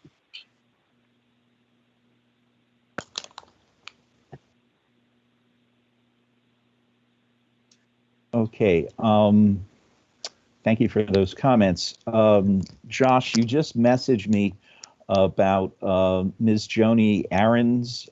Does she want to speak now? We do have 2 more speakers requesting time, but they said that they could go late, or in the later comment session. Yes, Joni's asked for early comments, so go ahead, Joni, if you're ready. Yes, good evening. My name is Joni Aarons. I am a co-founder and executive director of Concerned Citizens for Nuclear Safety based in Santa Fe, New Mexico. And I've been working on nuclear weapons issues for over 30 years. But because of the proposals to bring all of the spent fuel rods and future spent fuel rods to West Texas and southern New Mexico, I've had to learn about nuclear power plants and spent fuel rods and other things. So I want to echo the comments by the woman who spoke before me about this 2015 endorsement in favor of consolidated storage. We know, as a society, we know more now about social justice, environmental justice, environmental racism, and it would be a good opportunity for the folks in Vermont to take another look at that recommendation, and in our opinion, repeal it. At this point in time, it's important to keep the spent fuel rods where they are. Don't transport them to the Southwest. People aren't prepared for these materials to be on the road in the quantities that are being proposed. I could go on for a long time, but I just want to thank you for this opportunity to speak earlier in your meeting, and I wish everyone the best. Thank you.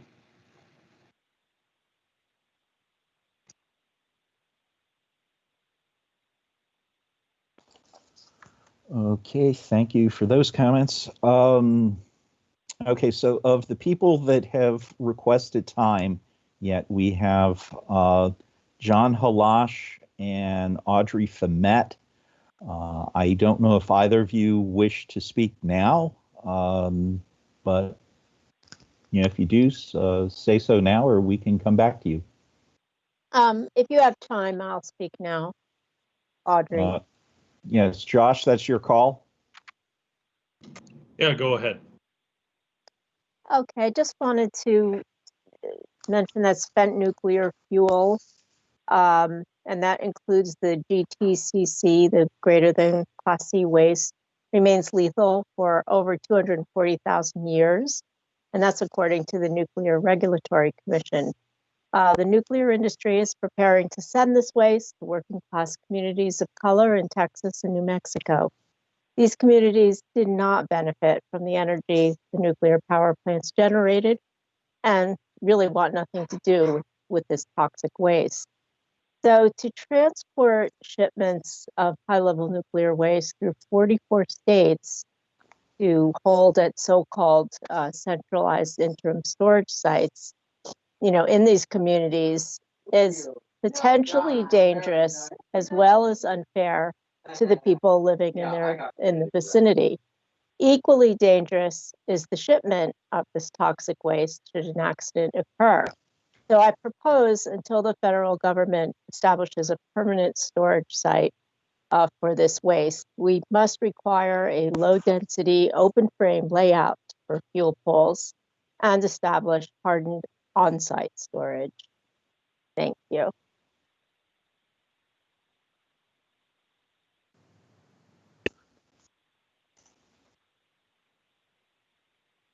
Okay, John Halash, if you wanted to speak.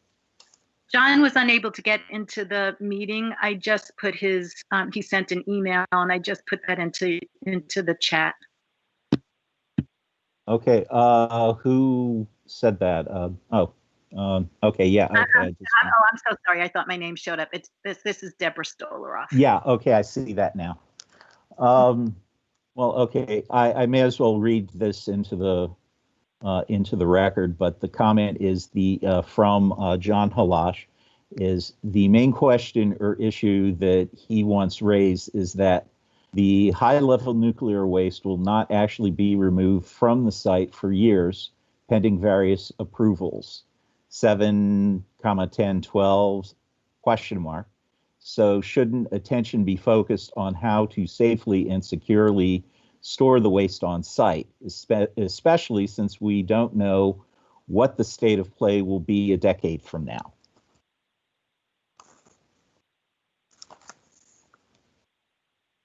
I think that's more a comment rather than a question, but there it is. Yeah, agreed, Tony. And Jan Bodard asked to repeat Audrey's last name, and I did not catch that either.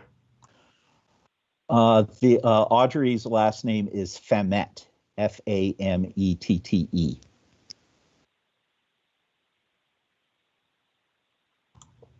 Okay, how are we doing with our list, Tony? Okay, well, let's see. Oh, wait, okay, I just got a text from Kevin Camps, who would like to speak, and I think everyone else who was on the list has had opportunity to speak at this point. Very good. Let's hear from Kevin. Thank you. Can you hear me? Yes. Yes, sir. Yeah, I'm taking part by phone. This is Kevin Camps with Beyond Nuclear, where I serve as radioactive waste specialist. We're based in Tacoma Park, Maryland. I'm also on the board of directors of Don't Waste Michigan, and I've taken part in several meetings this year. Thanks so much for this opportunity to speak. Before I forget, I wanted to, I guess, push back a little bit on the NorthStar spokesman's assertions about how well things are going. I did catch a precise figure, or a numerical figure anyway, of 7,000 picocuries per liter of tritium contamination in groundwater.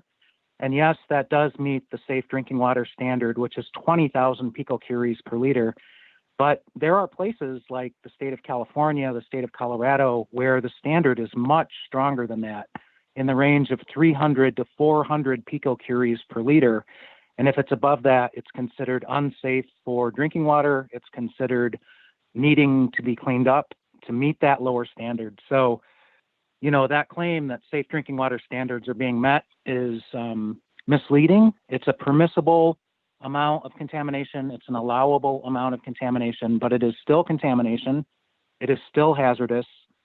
And really, those standards need to be strengthened. And people have called for that for a very long time. There are certain demographics like pregnant women, for example, that should not be drinking water with tritium in it at all. And likewise, I would ask if NorthStar, even in follow-up to this meeting, but certainly for future meetings, if you could give numerical figures for what your workers are getting in terms of radiation doses. Because again, the US standard, unfortunately, is one of the worst that I know of in the world. It allows for nuclear workers to get 5 rem per year of exposure. And most countries, the limit is 2 rem per year. So it's 2.5 times weaker than the rest of the world, essentially, which is not a good thing. So if you could provide actual figures for what folks are being exposed to. And my main point that I wanted to share tonight is just to repeat something I've said previously on your meetings, and that is to support the calls that I've heard tonight from members of the public for environmental justice. I've heard a lot about how much so-called low-level radioactive waste is being shipped from Vermont to Texas already. And I just wanted to point out that that is a Latinx Hispanic community out that way, both sites targeted for consolidated interim storage facilities, Holtec in Southeast New Mexico, waste control specialists, interim storage partners in West Texas. Those are Hispanic communities out there. Also, these are indigenous lands out there. It was really eye-opening for me as an opponent to the consolidated interim storage facilities in the NRC draft environmental impact statements to see the long list of indigenous nations that have connections to those lands out there. And these sites are only 40 miles apart, so they're almost the same site, actually.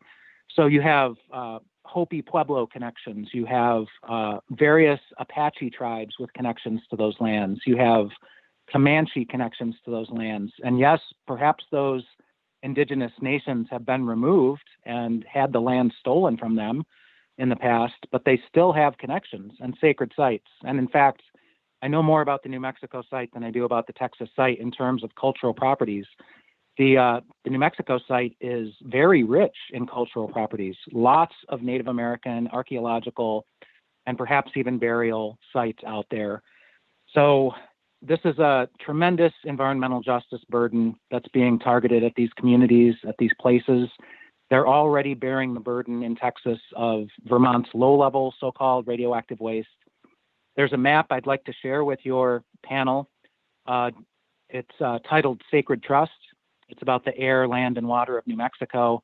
And it shows how bad the pollution burden already is in New Mexico in terms of nuclear industries and fossil fuel industries. And so to add high-level radioactive waste on top of that is just a major environmental justice violation. In addition to, I heard Senator Sanders quoted by Nancy Rice, those EJ burdens extend all along the way of the rails and the roads and the waterways that would be used to transport the irradiated nuclear fuel out to the Southwest, from where it would have to be transported again, perhaps even right back in the same direction from which it came in the first place, doubling the risks and the burdens. And don't take it from me, take it from Mustafa Ali, who was the head of environmental justice at the U.S. Environmental Protection Agency under the Obama administration, who said that the environmental justice burden of high-level radioactive waste transportation is significant. He said that on Democracy Now! In September of 2019. So I would add my voice to those calling for your panel to take back its endorsement in 2015 of consolidated interim storage. It's a bad idea and very risky. Thank you.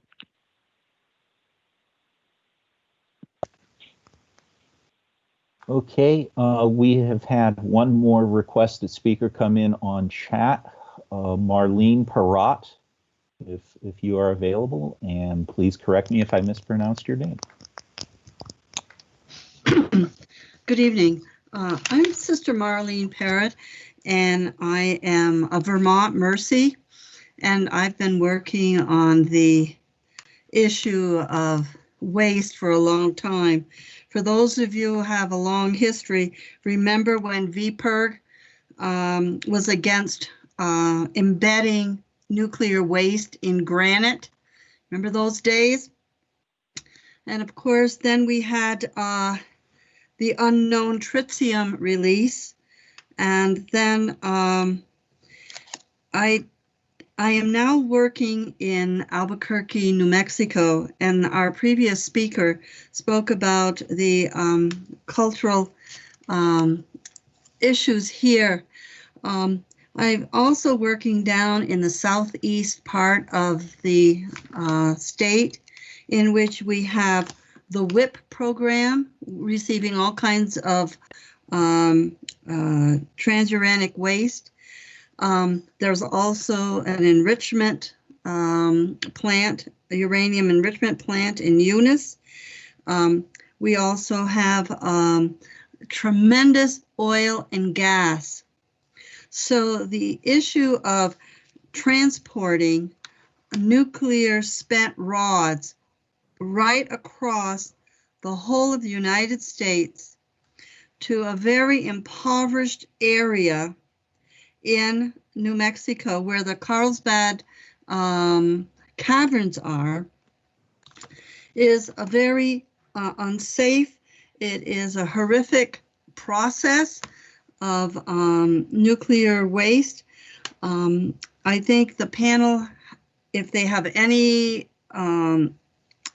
influence, to see that we're also not stopping nuclear power plants nor bomb factories. Right now, we're dealing with LANL with the issues of the plutonium pits. So when the decommissioning process looks at the kind of canisters that need to be used and how they have been proven unsafe, that we are hoping that the panel will rescind their endorsement of the interim consolidated waste area here in New Mexico. It is truly an environmental injustice to even consider using New Mexico as a sacrificial national area when we have not even had nuclear power plants. Thank you very much.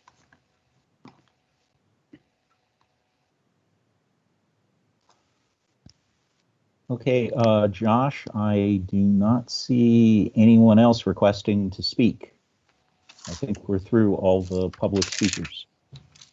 Okay, very good. We'll move on to our next agenda item, and that is the potential panel interim spent fuel storage advisory opinion.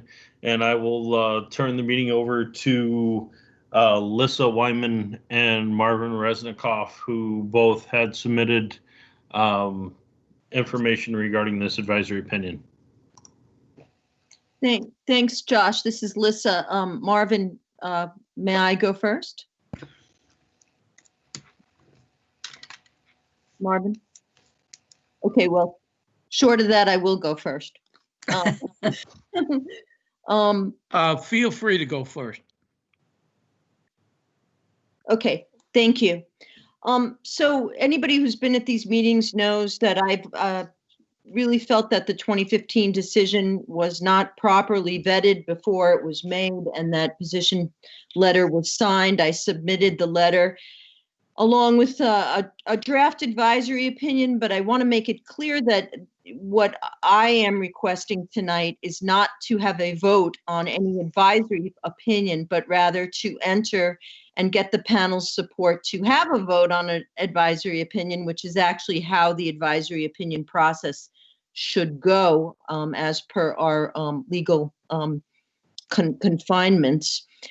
So this is not meant to be tonight a discussion and a vote on whether or not we support interim consolidated storage as per the 2015 letter, where we already have expressed that support, but rather to request that the panel allow for a vote at our next meeting on that item. Unless the panel is willing to entertain the draft advisory opinion, which I did submit, and would like to vote on it tonight. I don't know if it's, I don't think that legally we're allowed to do that, because we need to have 4 weeks vetting of any potential opinion. So what I'm simply asking for tonight, after all this discussion and hearing from so many people, is for the panel to allow a vote to occur at our next meeting, and to use these interim weeks to entertain both my opinion and anybody else's opinions that would like to be submitted as per the regulations before that next meeting. And I would say that it seems pretty clear that we should probably rescind that support that was issued on the 2015 letter. And if we do choose to back the concept of consolidated interim storage, that we should definitely add an amendment that would allow, if we do have consolidated interim storage, that local and state authorities give their informed consent for the same. But the reason that in my advisory opinion, I've also asked to consider that we create a subcommittee to the NDCAP panel, not the issues committee per se, although perhaps the issues committee can be assigned to take this up, but rather for us to, as a panel, recognize that what happens to the waste that we have generated here in Vermont is of interest. It's of interest because, yeah, we'd like to see it go, but we'd also like to be very well informed in terms of, is that the best solution? Is that what makes sense, not only for us locally, but in terms of our national policy? There's an awful lot of people who think, oh, it's too complicated. Maybe we shouldn't deal with it. Well, we should deal with it because it is our waste. And we, as citizens in a democracy, have not only the duty and the responsibility to actually look at alternatives and to make an informed decision. I think it is well within the NDCAP panel. And I would like to see us vote to agree to take it up at the next meeting. That's really all I have to say. I'm happy to answer. I have submitted the opinion. I know Marvin has an additional area he'd like to add to any consideration, so I would turn it over to him at this point. Thank you. I had just one item that I wanted to add to it. And I'm definitely in favor of the opinion that you've sent to the panel. And what I'd like to add is I want these hot components, these parts of the reactor that are closest to the nuclear reaction to be also included as spent fuel is included. I have in front of me a document from the NRC which lists how much radioactivity is in these greater than Class C waste. This is for a larger reactor than Vermont Yankee, but it just gives you an idea. The totals that the NRC has, and I'm looking at Table 5.1 of NUREG 0672, and the total radioactivity is on the order of 6.5 million curies. Mm. So that is comparable to, and is also long-lived material. It contains material like niobium-94, which has a 20,000-year half-life, and other materials which have even longer half-lives.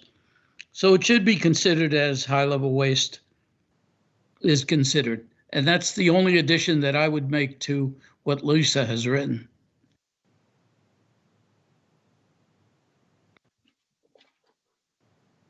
Okay, very good. Thanks, Lisa and Marvin. So, Lisa, at this point, you've requested a vote per our advisory opinion statutes to see whether we would want to carry this further. And so I will start down through the list. And I will start with you, Lisa, because you're the first one on my list. Can I ask a question before, Josh, as a point of order? Yeah. Go ahead. Is Sarah, sorry, I'll turn on my camera. Are you moving, can we, is there no discussion, or I have some clarifying questions that I wanted to ask. Is this the time to do it? Sure, go ahead. Okay. So I think this is directed to you, Lisa. I want to be clear of what we're discussing, because you actually lay out, thank you for the work that you put into this.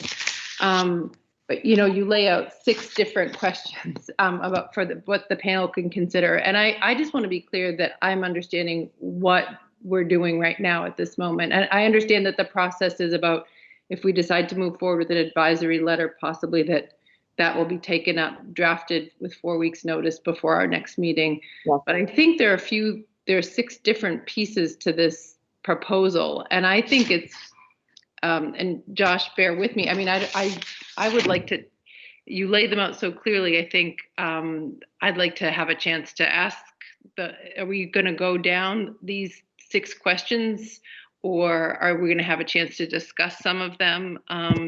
Because they're interrelated parts in the way I see it. Yes. And so Lissa, I'd like to hear what your intention was before I continue. Yes, I would like to, I've gone a little ahead of myself because we've had these conversations over the past year almost. So I've sort of jumped ahead a little bit in the process to put this information out.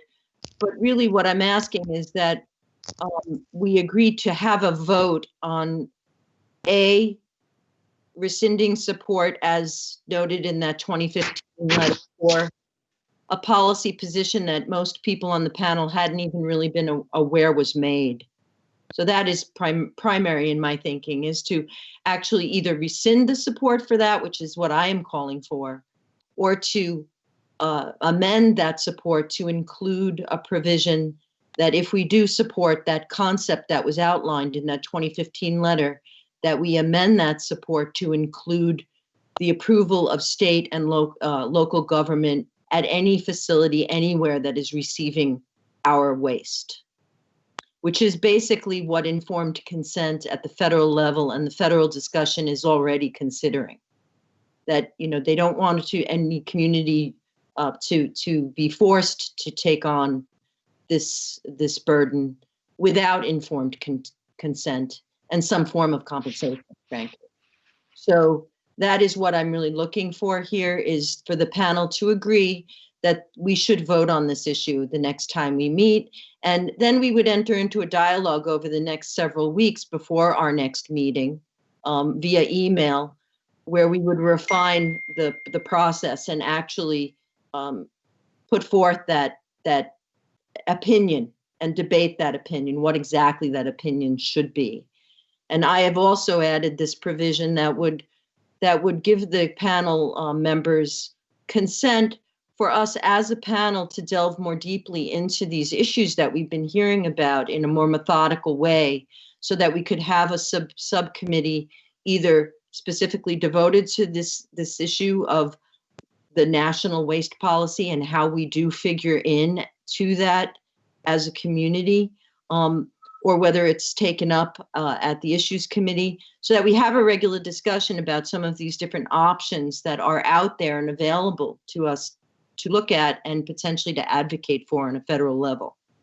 Because right now we all agree, the nuclear industry agrees, everybody agrees that we need to have a cohesive policy on what we do with the nuclear waste that we're generating in this country. And without the advocacy and the will and the interest of communities like ours, nothing will continue to happen. And I don't think that that's something that we should really be advocating for. I think if we have this waste and we have skin in the game, let's say, that we should be using that to compel the federal authorities, compel DOE to act, because it's in no one's interest for it to just be kicked down the road another year or another 2 years or another 10 years for that matter. So I'm urging the panel to take an interest in this issue, to allow people like me and you and others who are interested to really kind of grapple with some of these scenarios and just simply offer the panel some more information and insight as we go along. We should be hearing from experts, not just people who are selling us Holtec casks, but people who are looking at this from a scientific point of view, so that we can make an informed decision. And that would be the process that we would be entering into if we vote yes right now over the next few weeks, and then we would vote on an opinion at the next meeting. Does that clarify things? It does. It does, and it does. I think that there are 3 or 4 action items here that I think warrant separate votes, frankly, if we're going to do that, because I think the rescinding the 2015 letter is one such a step, whether we want to move and then a second one, the subcommittee working on the issues. So I just don't, I would feel more comfortable if we could take it apart rather than having it as one vote. And I'd like to, if the chair and others feel similarly. Sure, I would agree with that. Hey, Sarah, I'm going to offer an opinion on this. I've been thinking about this since I read Lissa's proposal, is to be able to kind of start from a fresh slate, because we have so many different pieces to this. My proposal is that we take a vote that the current panel holds no position on CISFs. End of story. And then we form this subcommittee per Lissa's request to provide education to ourselves, to the people that we're supposed to be providing education to, which is everybody that is, on this call tonight, and those that look at our minutes and that kind of thing, and then put forth an opinion from there. So basically, as a catch-all to all these different pieces, say, okay, the current panel no longer holds a position on CISF, and we're going to develop a subcommittee to form an informed opinion. That's kind of where I'm thinking. What about you, Lissa? I think that sounds very reasonable, Josh. I appreciate your thought process on it. I think it clarifies the matter for people. Sarah?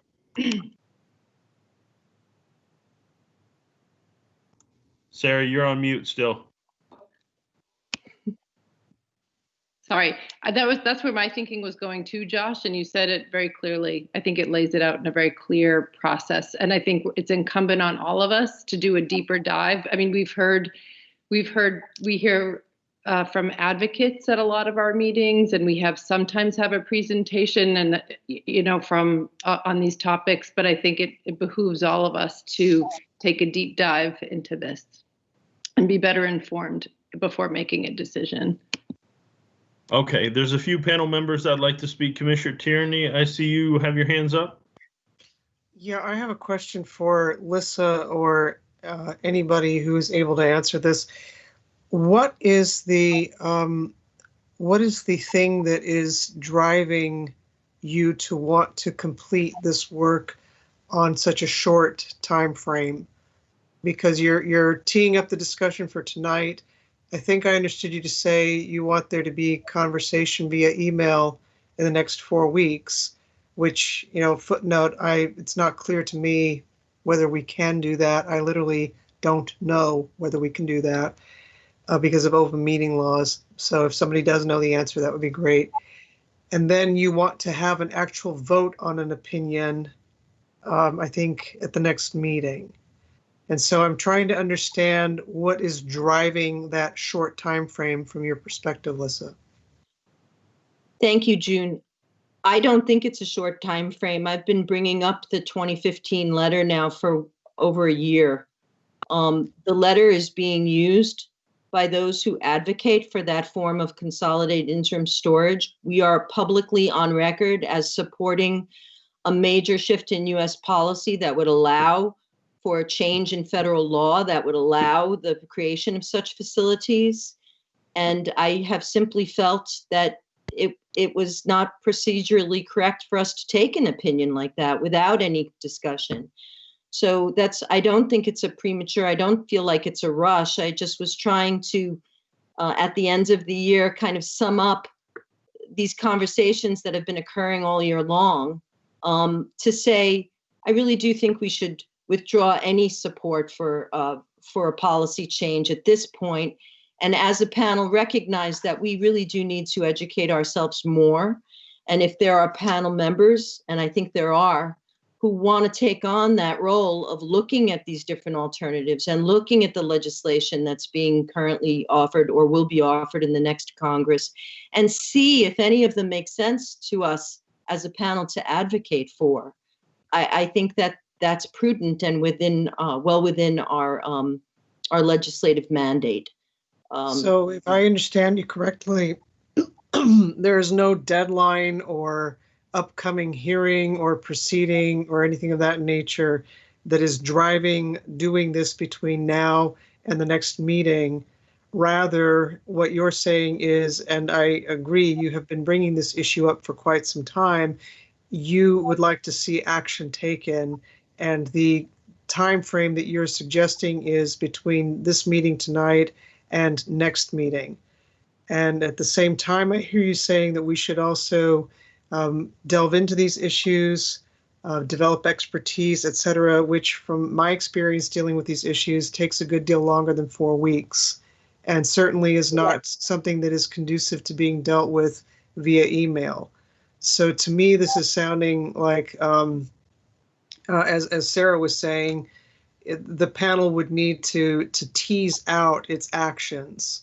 And perhaps the first step could be something along the nature of what Josh indicated. Yes. I will say my own view is that I do not favor rescinding opinions. And I mean that generally speaking, not particular to any one opinion. I think that distorts the historical record, which for better or for worse, the prior iterations of this panel did what they did. Mm-hmm. And I have no interest in creating the semblance of erasing a historical record. Even if that letter was defective in its promulgation, which I have no opinion on, I don't think we can reinvent our own facts and say, oh, they didn't do it. Now, this panel speaks for the NDCAP today, and this panel can do what this panel can do while it holds this office. And to that end, by all means, one could have a committee that explores issues and that decides whether to take an issue and take a position in due course and however to articulate it, which my own view would be that when that time comes, that opinion should indicate whether it was a majority view, a unanimous view, et cetera, of the NDCAP. But I do not favor taking action that seeks to erase or eradicate or undo past actions of the NDCAP. That's my view. And Alyssa, I just also want to note for the record, because you were very kind to contact me via email, and you asked for some discussion with me about this before the meeting, and I was not comfortable doing that because I did not have the time to focus on this very important issue. And I can't begin to explain to the panel or the public how distressing it is to have to say that phrase, I don't have the time, because this is such an urgent matter, and I can hear very clearly the issue of social justice, the morality considerations that people are articulating about this issue, which is different from how the issue has been treated in the past. So people clearly want to step up and take ownership of the issue, and I welcome that. But at this moment, at least, the resources of the state of Vermont are almost exclusively focused on pandemic recovery. And so that constrains me in my ability to respond to things like the email you sent me. And I know for a fact that in the next 4 weeks, I literally don't have time to do this. And so I would ask the panel to consider that for what it's worth. Are we doing, may I address that then, Josh? Yeah, go ahead, Lissa. So just thank you, June. I always appreciate your point of view so much. So thank you for saying that. I will say there is some level of urgency here in that we are in a lame duck session, and there are initiatives that are being pushed through and might be pushed through on this very matter, which is driving a sense of urgency for me, because again, the position I feel had not been adequately vetted. But I do appreciate your point of view regarding rescinding something from the past. That's not really my intention. I would agree with Josh's notion that it would be, I think, excellent tonight to state that the NDCAP does not have any support for any any federal waste management policy at this moment, but yet will go into the year 2021 examining, and not in 4 weeks, but to just note that there's a lot to look at and that we should have some form of resolve to do so. So I would agree with you that rescinding something that occurred in the past might not be the preferred methodology. However, I do think there is some urgency for the panel to state for the public record tonight, if possible, that we do not take a position on consolidated interim storage or any other federal policy or any other legislative change that might come up in the next few weeks. So Lissa and all that are listening, there's a few other people with hands up, and then I have a suggestion to kind of bring this to a head, and maybe we'll get some more along the way here. Emily, I see you have your hand up. Yeah, thank you, Josh. And I think I just wanted to reiterate the concern that Representative Coffey and Commissioner Tierney had about teasing this apart. I think it would be helpful for me to just hear a motion.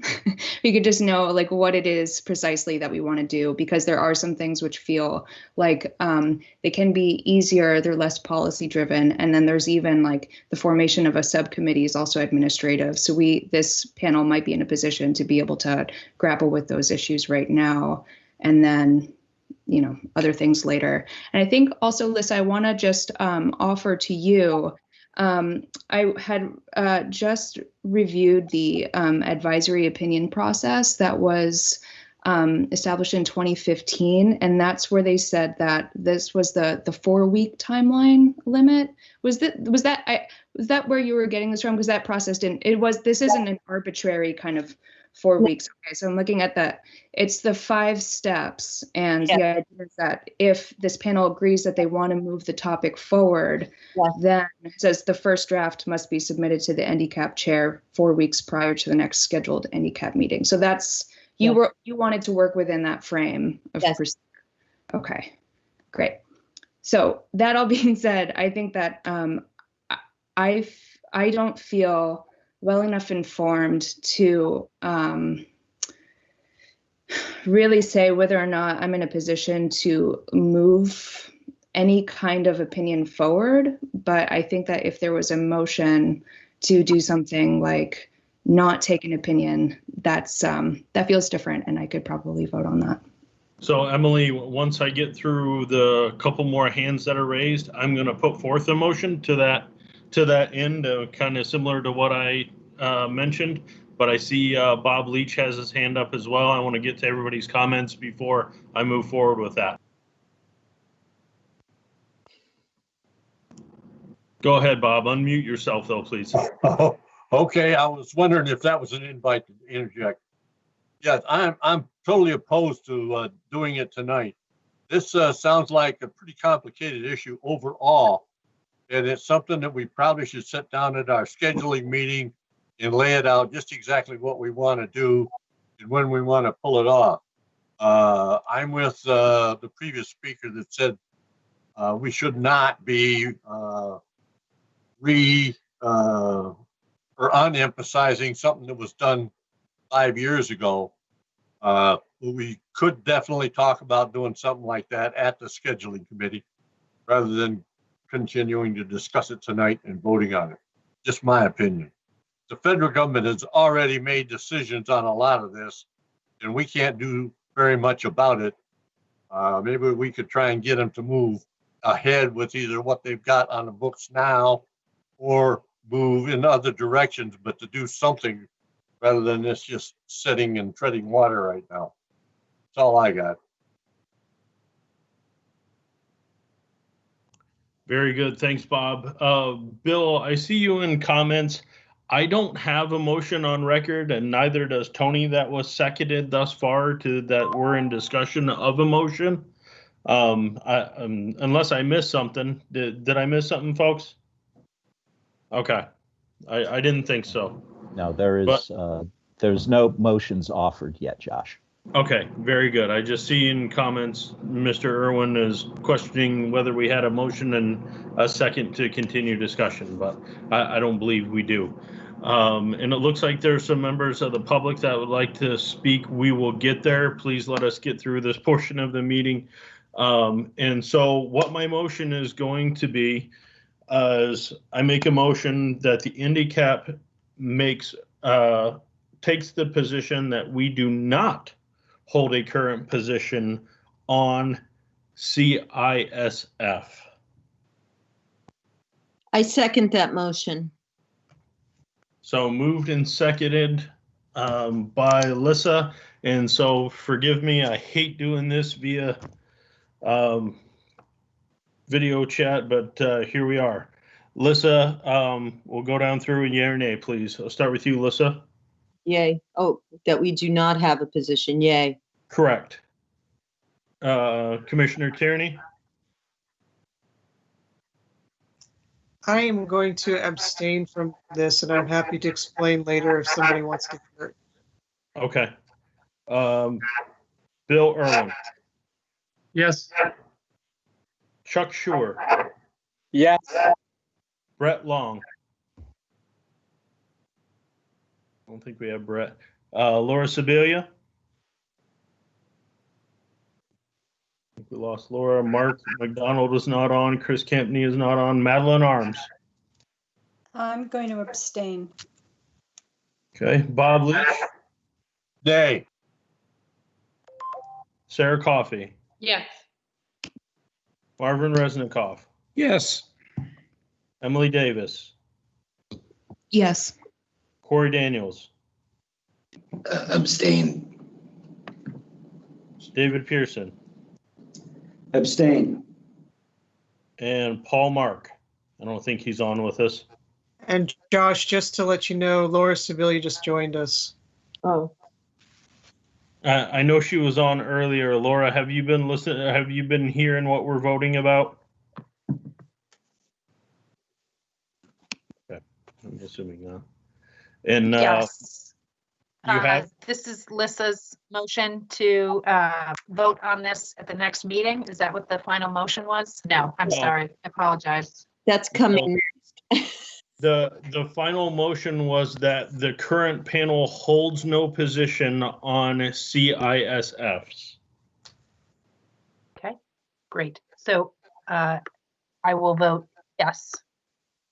Okay. And then I will vote yay as well. 2, 3, 4, 5, 6, 7, 8. We have 8 yeses, Tony. Yeah. Okay, let me count abstentions. Right now I have 1, 2, 3, 4 abstentions. Correct. And I did not hear any no's. Anything else I heard was a yes. I disagree. I'm sorry. Bob Leach had a nay. Yes, I see that now. And the rest that I see here are yeses. So that motion, if I'm doing my math correctly, folks, it's getting late and I got a headache, has passed.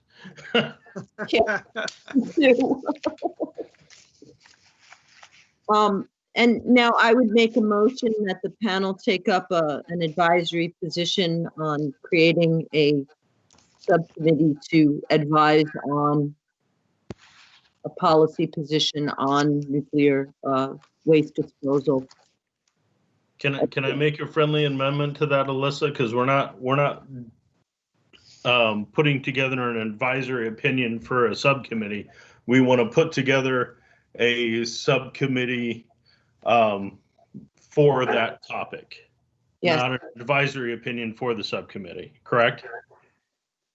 Yeah, I think that, the original intention had been to have an advisory opinion, a vote on the panel to pursue an advisory opinion.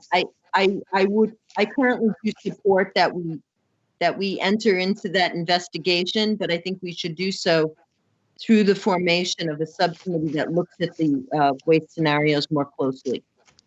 So, okay. What would you like to call that subcommittee? Federal Nuclear Waste Policy Study Committee. Could you repeat that because you garbled on my end? I probably garbled on my end too. Federal, I would say, Federal Nuclear Waste Policy Subcommittee.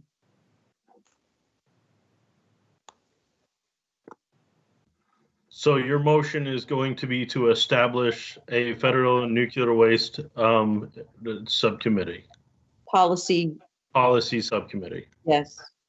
Okay, you got that motion now, Tony? Yes. Yes, I do. Okay, very good. Can I get a second to that motion? I second it. It's Sarah. Thank you, Sarah. So now we will go through the voting process again.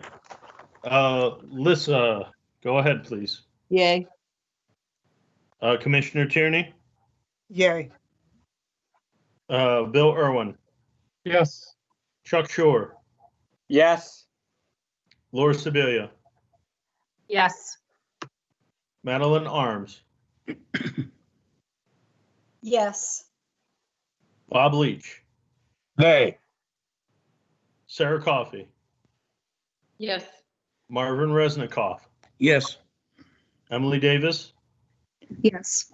Corey Daniels, Yes. David Pearson, Yes. and I, Josh Unruh, say yay as well.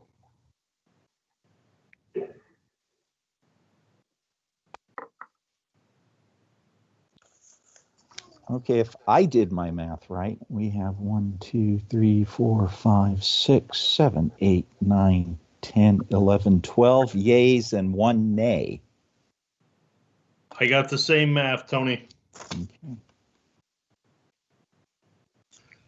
All right, so we have successfully got through that particular topic.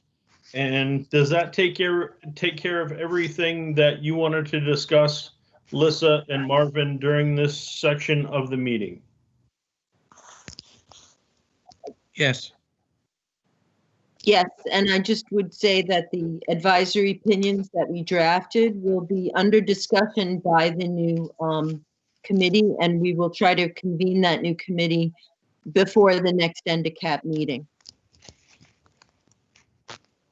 Should we ask if anybody who on the panel currently wants to be part of that committee?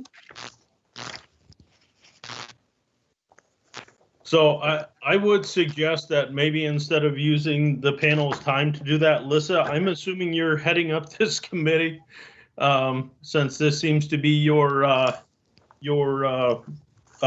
area that you would like to pursue. So what I would suggest you do is email the panel members after the meeting and see whom would like to participate in that committee. And you guys can work out a, meeting date and all that kind of thing, and then bring your findings back to the next NDCAP full panel. Does that make sense? Yes, it does. Thank you. Emily, you look like you're thinking. Do you have something to say? Yeah, thanks, John. That's the glory of having your cameras on.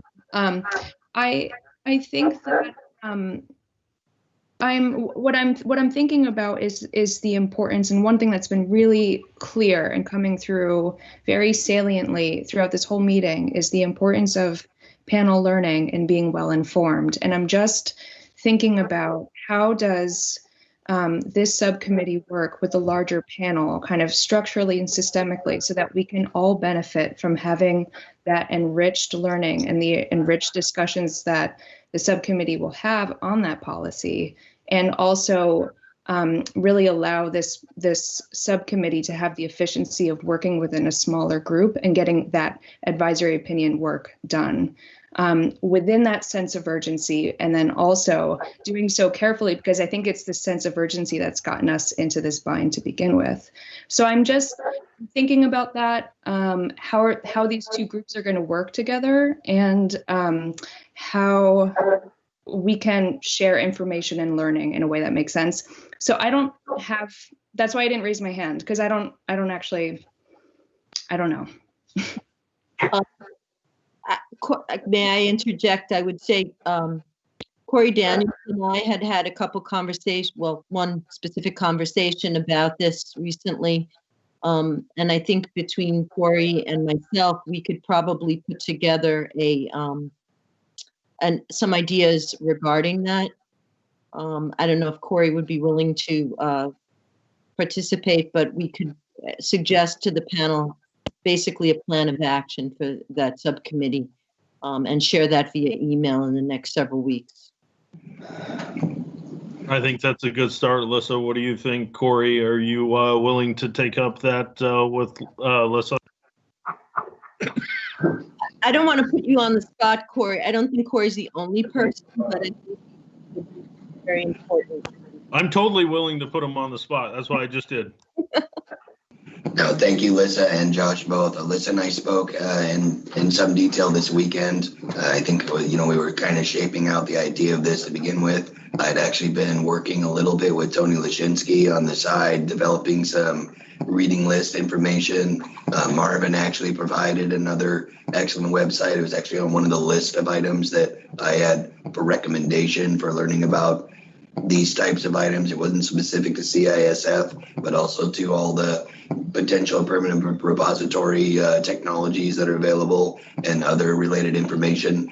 So I think we can probably at least collect some excellent reading material to share with the panels, and maybe build a framework to outline some of the major components of what we believe the historical policy issues have been, and where we could at least help the panel focus their energy based on some of the inputs we've had tonight. So I'm happy to help Lissa with that. Yes. That's great. Thanks, Corey. So we'll look for something in the next couple of weeks about the subcommittee, how it will work and how we can work hand in hand with NDCAP and provide our panel members and also all the folks around the region more education on this particular issue. Thank you, everyone, for your time and focus on this tonight. I know it's difficult, but I hope that it will be worth it. Okay, Tony, I think that brings us to our annual report, and I will let you take this portion of the meeting away. Okay, I just want to make sure folks can hear me right now. Yes, sir, we can. Okay. I can hear you. Okay, so out on the NDCAP website and also circulated to the panel members the beginning of last week. Yeah, on November 30th. These days are blurring together. But I have compiled a first draft of the NDCAP annual report. There's a couple of sections that obviously I was unable to write, for example, the summary of this meeting, but also the sections that will have, say, the final numbers for 2020 for waste disposal volumes, so on and so forth. So with all of that in mind, I guess really my first question to the panel is, do you think, is there anything that you think I missed here, or is there something that after reviewing the report that you felt needed to be added? For sake of causing a cluster of responding, please raise your hand and I'll get to you if you have something. Emily, I see your hand. Thank you, Josh. And thank you, Tony. This is another really comprehensive work product, and I appreciate the time that you put into it. I don't have any substantive edits. I did find some typos, and we don't need to take up meeting time for that if it's easier for me to just send you those edits over email or something. Yes, I would say do that. Okay, great. So I will pose a question based on our vote tonight of that this current panel holds no position on CISF. Do we want to include that in our annual report?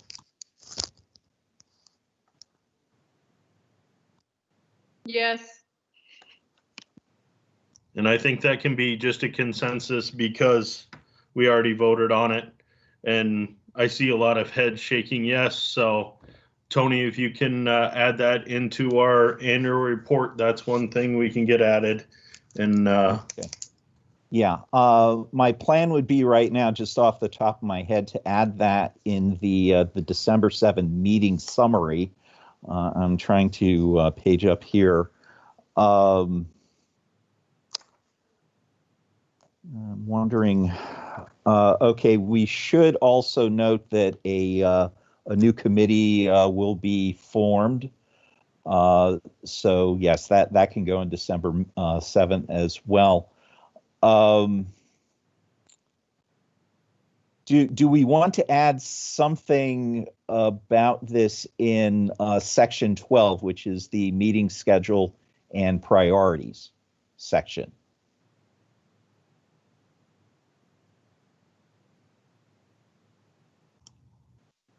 I would say that what we just agreed is significant enough to reflect it in that it's a priority for 2021. Yeah. Okay. Okay. I'm pardon me while I make a quick note. While Tony. While Tony's making notes, please raise your hand if you have anything additional for the annual report.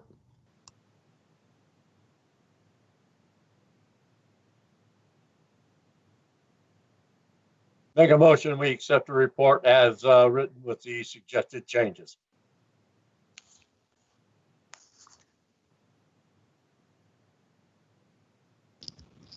I'll second that.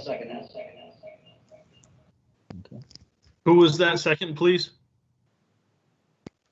That was David. Okay, so got a motion from Bob Leach and a second from David Pearson. And here we go through the list. Lissa Wyman.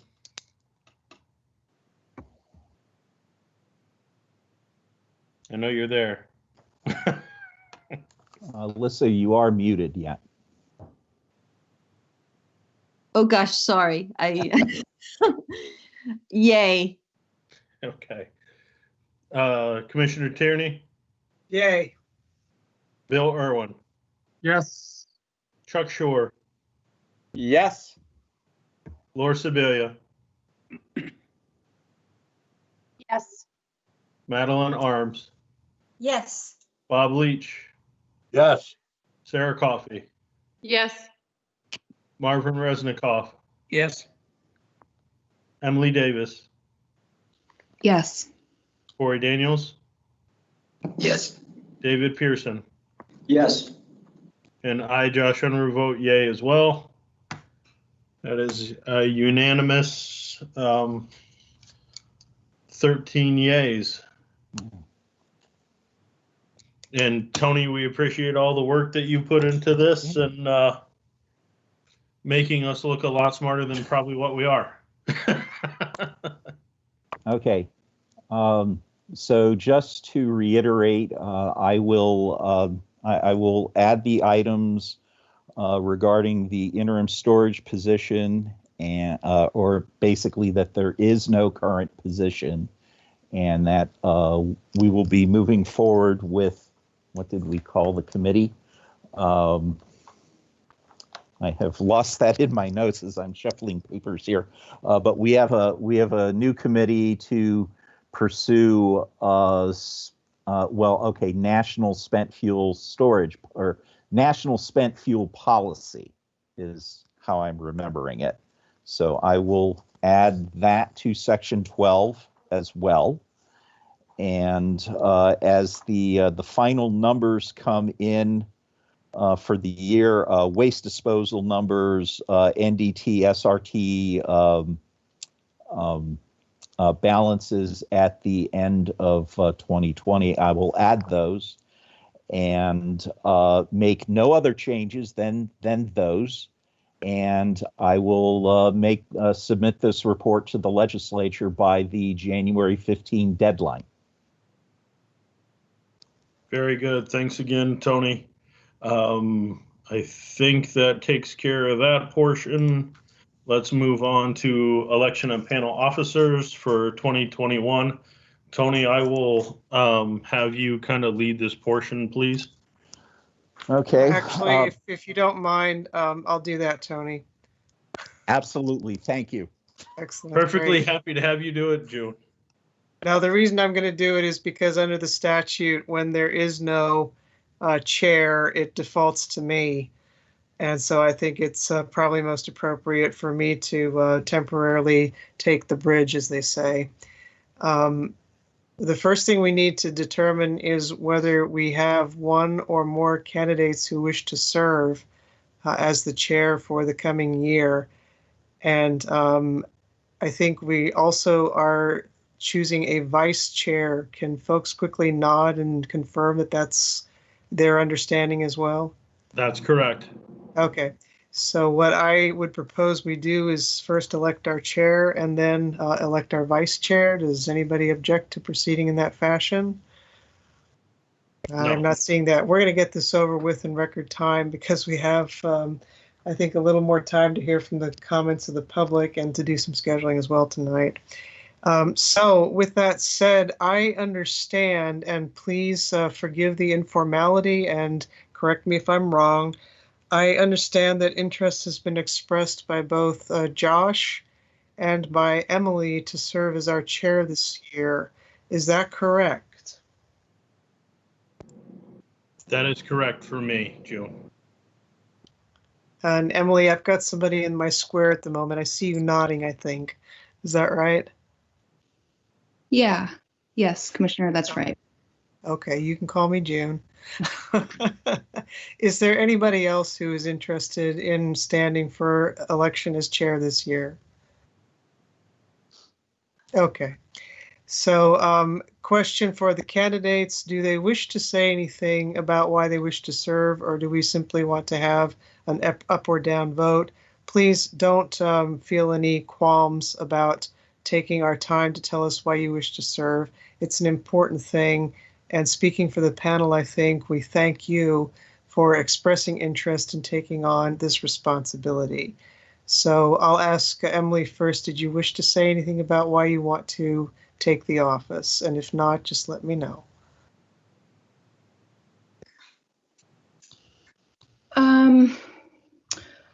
Well, I'll take your advice and I will put my qualms aside. And just put them aside.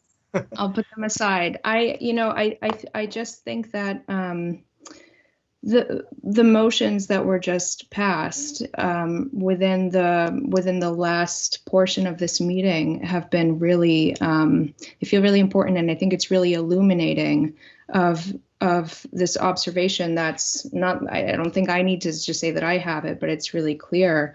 There are some really important questions that are being raised in the panel right now.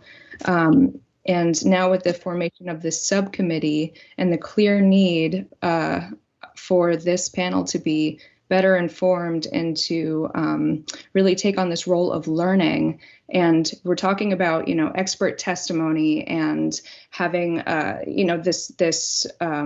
a broadening of the scope. I observe that as just being really important and something that we should take pretty seriously. And then there's also this layer of our reality of having to do this work virtually. And I think that the virtual format can feel really easy when the goal is just to share information. But if the goal is also to process and to change and to do some more higher level group work together, I think that the facilitation is really important. And I think that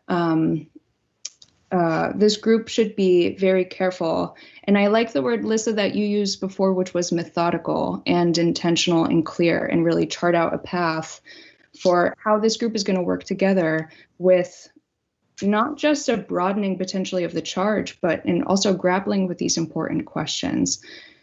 And so in my interest in this panel, I am neutral. I'm a neutral person, and I am just a little bit of a policy nerd, and also come with facilitation training and a formal facilitation training. And I have a lot of experience in running meetings. And I just want to offer, it would be an honor to serve this panel and our communities in that way of just holding a increasingly complicated conversation in a format which is not ideal for those conversations. And I think that that's tricky. So that's what I'll say. Thank you. Thank you, Emily. I think that's the longest speech I've heard you give yet as a panel member. And being a former high school debater myself and a former trial attorney, I can only express admiration for somebody who speaks so eloquently in complete sentences. So way to go. Josh, that isn't a high standard for you to live up to whatsoever. Did you want to say anything about your candidacy? No, I guess the only thing that I would say is that, you know, I spent the last year as chair and was kind of thrown into it when I got on NDCAP. And I think I spent one meeting as not chair and then the second meeting as chair. And throughout this last year, my knowledge of the facility itself, my knowledge of the host community and the region around, and the challenges that this decommissioning has brought upon the entire region and the town of Vernon itself is extensive, to say the least. I know more about the plant and everything that goes on in day-to-day operations of that decommissioning than I ever wish to explode on anybody. So that's heard from me. I guess that's kind of all I've got to say. Excellent. So thank you both for those comments. Before we vote, I would just, as a point of personal privilege, being your interim chair, offer the following remarks. One is that we are all here because we believe in public service and the public good and serving it to the best of our ability. It should go without saying, but I am pointing it out because we're about to do one of those things, take a vote publicly that can be uncomfortable no matter how you slice it and dice it, because somebody's going to win and somebody's going to lose. But however it comes out, for a vote like this, we are in the happy position of not losing the person who does not ultimately prevail. And so I encourage whoever does not prevail to understand that you are loved, you are welcome on this committee. And this is a more ministerial and a leadership question for purposes of facilitating this panel. It's not in any way a judgment on the individual as a member. And so with that said, what I intend to do now is to simply ask each person to name the candidate for whom they are going to vote to be our next chair, and I will be recording that. And we will do this as quickly as we possibly can. And whoever has something going on in the background, bless you, will you kindly mute yourself? So Josh, I'm going to spare you the ignominy of going first. So we're going to go to Lissa first. Thank you, June. I also want to say it's been great to serve as vice chair. I'm no longer interested in serving in that position. I do believe, and my vote is going to reflect the fact that I believe new blood is good blood, and it's good to rotate these roles. I think it's healthy for the panel. So I would vote for Emily, at recognizing that Josh has done an excellent job as chair, in my opinion. Okay, thank you very much. We'll move on to Bill Irwin. Emily. Chuck. Also Emily. Brett. Guess we lost him.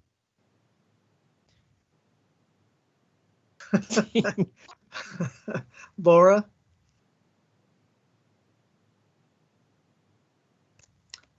Laura, I saw you a moment ago. Also noting that Josh has done an excellent job, and also in support of new blood, Emily. Okay. Madeline? I vote for Josh. Okay. Bob? Josh. Okay. Sarah? I appreciate the past chair with Josh's work, but tonight I'm voting for Emily. Marvin? Marvin, this is one of the perks of being on the panel. Marvin? Emily. Thank you. You'll get to know my quirky sense of humor before long, Marvin. Emily, we're going to pass over you for the moment, and we're going to go to Corey. Josh Unruh, please. Thank you. Chris? Chris is not here this evening. Mr. Pearson's not here? I thought I heard him earlier. Did I get the name wrong? And I do apologize. It's okay. It's David. David, forgive me. I know another Chris Pearson, so I'm confused. Chris Pearson is a senator I work with quite a bit, so forgive me. All right, David, what's your vote? Another good guy, I presume. Josh, please. Okay. So that brings us to myself, and that brings us to Emily and Josh. Josh, declare yourself. Yes, Josh Unruh. Very good. And Emily, declare yourself. I'm going to vote for myself, and I'd also like to also acknowledge the leadership that Josh has had over this panel for the past year and express my admiration for that. All right. And so I am going to throw my hat with Emily simply because I too think that turnover is a good thing, and I'm very much hoping Josh will consider serving as vice chair. So my tally of the votes today is that we have 1, 2, 3, 4, 5, 6, 7, 8 votes for Emily and 1, 2, 3, 4, 5 votes for Josh. So this was a very close election. And I congratulate Emily, and I don't think Josh is the kind of guy who wants my consolation. But here we go. We're now going to launch right into the vice chair Can we ask for a recount? Oh, most certainly, if you like. Did I get the math wrong? No. Oh, that's your quirky sense of humor. Is that right? Marvin, the millennials have a phrase. It's called too soon. So forgive me. I'm still working my way through the trauma of that. Anyway, so vice chair, we have heard from the present vice chair, and I regret to hear that, but I understand her reasons that she no longer wishes to serve, so she will not be standing. Do we have any people who wish to step up to be candidates for that position? June, it's Josh Unruh. I'd be happy to serve with Emily. Josh, thank you for confirming my faith in you. Thank you so much. Is there anybody else who wishes to stand for this office? Folks, this is what makes Vermont great. People can do this sort of thing and move on. Given that we have but one candidate, I believe as a matter of formality, we ought to we ought to have a vote. But are there other views on the panel? I move to vote for Josh as vice chair. So you wish to put him in for nomination. You want to proceed with a vote. Do we have a second for that? Can I ask a clarifying process question? Always, Emily. I'll make it up if I don't know it. Yes. In times past, there have also been nominations. Is this a time where people can nominate each other? Or is it also self-nomination? Yes, you can certainly try to guilt each other into this, yes. Is there anybody who wishes to nominate a candidate who serves on the NDCAP? So I want to clarify that Josh has been nominated. Is that correct? He has put himself forward, and if he hadn't, I would have nominated him. So, but anyway, yes, we have one candidate, and Josh has been nominated. Anybody else want to nominate somebody? Isn't there a motion on the floor right now? I don't believe so, Bob, but I could be wrong about that. Thought somebody made a motion to vote. I thought I moved to vote for Josh as vice chair. This is Lissa. Forgive me. I thought we were. Yeah, forgive me. I thought we were resolving whether we need to have a vote. So we have a vote, and we have a we have a motion to. Oh, I'm sorry, Lissa. Will you please repeat it? I move to approve Josh as vice chair. Okay, very good. And we have a second from Marvin, I think that was, correct? No, that was Bob. Forgive me, Bob. Okay, Bob, you've seconded that. Do we have any discussion on the motion? We do not. Okay, let's proceed with the vote. And this time I'm going to start again with Lissa. Yay. Okay. I'm going to not be as sensitive today and simply say yay on my own behalf. Bill? Yes. Chuck? Yes. Brett, you're still AWOL? Indeed you are. Laura? Yes. Madeline? Yes. Bob? Yes. Sarah? Yes. Marvin? Yes. Emily? Yes. Corey? Yes. David? Yes. Congratulations, Josh. That was unanimous. So thank you very much. We now have a duly elected vice chair as well. So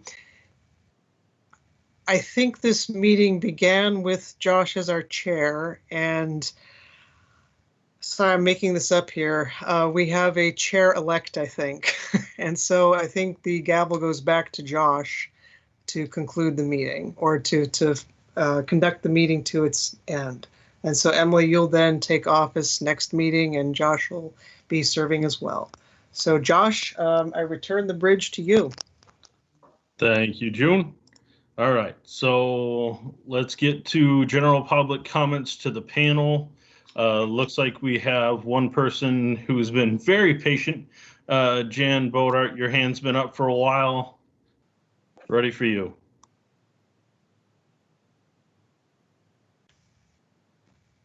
Okay, I just unmuted myself. My name is Jan Budar, and I'm from Chicago. I live in Chicago, and I am a board member of the Nuclear Energy Information Service. And our website is neis.org.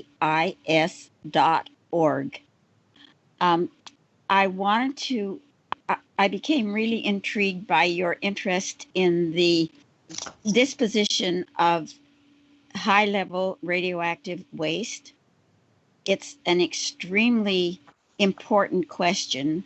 There is a national coalition consisting of NIRS, Nuclear Information Resources Service, Beyond Nuclear, CCNS, and there's many national organizations that have formed this coalition.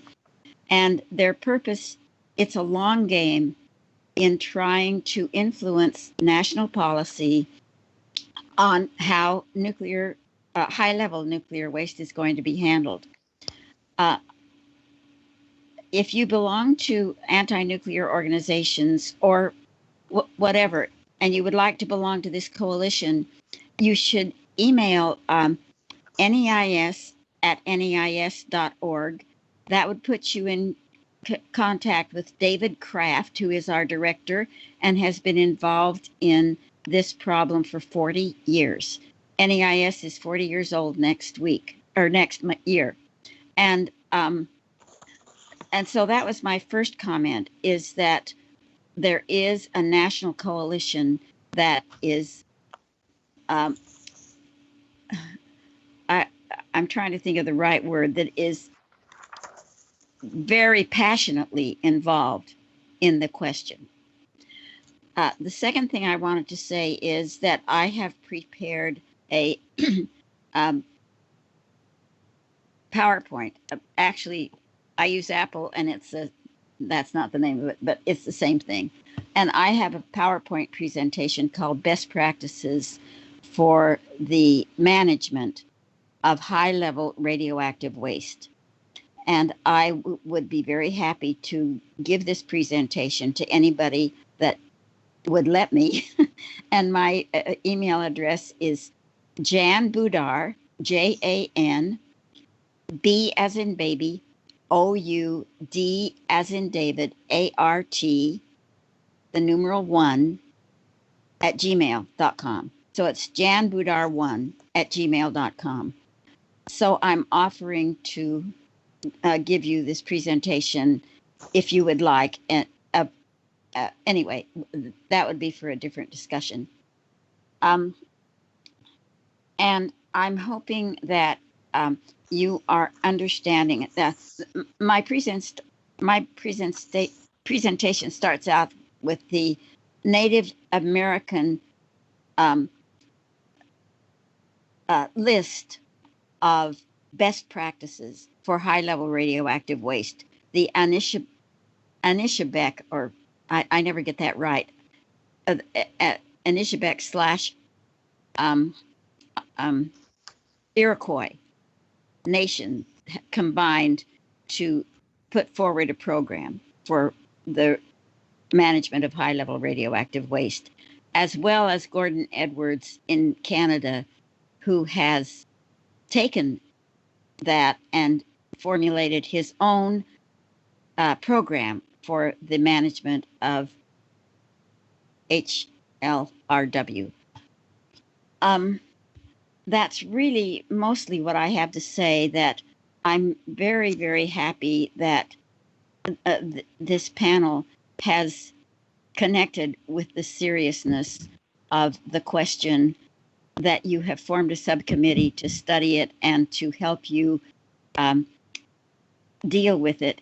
And I'm hoping that you will be interested in the national coalition that has formed and is working on this issue. I personally I'm on the nominating committee for the coordinating committee for the committee. So, and that's coming to a head now. We're going to have a coordinating committee, and it's going forward. Okay, so that's the major thing I wanted to say. But I also want to say that at 8 o'clock Eastern time, but 7 o'clock my time in Chicago, NEIS is having a program. Carl Grossman is going to speak on nuclear power unnecessary in space. No, nuclear power in space as unnecessary in space as it is on Earth. And you get my gist anyway. And we're going to give away a copy of his book, The Wrong Stuff, during the presentation. It's this coming Thursday at 8 o'clock your time. And if you want to be in on it, it's going to be a Zoom call, and you can go to David at NEIS@NEIS.org. That's his email address, and he'd be glad to send you the link so you can come into our meeting on this coming Thursday at 7 o'clock Central. I really appreciate. I've been sitting here for 3 hours listening to your meeting. It's been illuminating. I don't regret the time. I'm very, very glad that you gave me a chance to speak. Thank you so much. Thank you, Jan, and thank you for your patience. Appreciate it.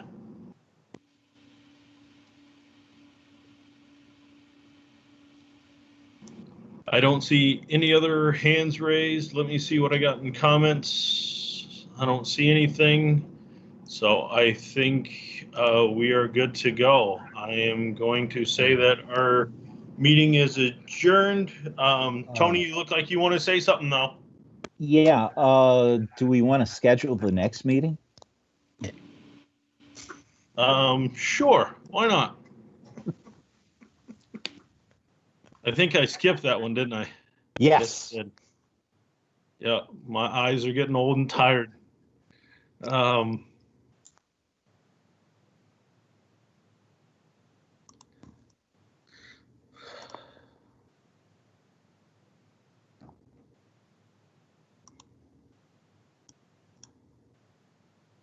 So I'm assuming nobody wants to deal in January. Probably February would be February or March would be our next target, correct?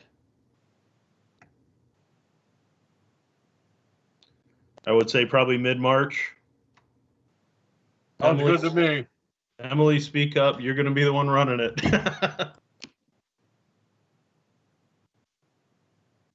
Let me just pull up my calendar here.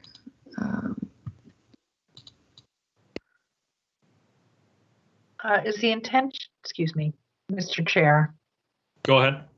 is the intention to nominate or name that subcommittee in advance of the next meeting? I think the intent is for Alyssa to find out who has interest to be on that subcommittee and go from there. Okay. So if we nominate them at the next meeting, if they want to meet prior to that, everybody that's interested to, you know, kind of discuss, okay, this is how this is going to work. And then at the next NDCAP meeting, we all come together and say, okay, these, you know, 5 or 6 people express interest and met. This is the plan and who they are, and then we agree to it. That seems to be probably the best way to go, in my opinion. Great.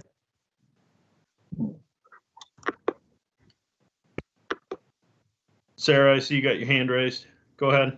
I'm trying to behave and raise my hand. I might suggest that 2 things is a request that if we could meet on a Monday that would be my request, because this next meeting will fall during the legislative session. That would be helpful for me. And the other thing to note, if we wait until March, if there is a legislative action that's needed, that might be too late for us to do anything, because that's March's crossover time. So I might suggest that we consider February. I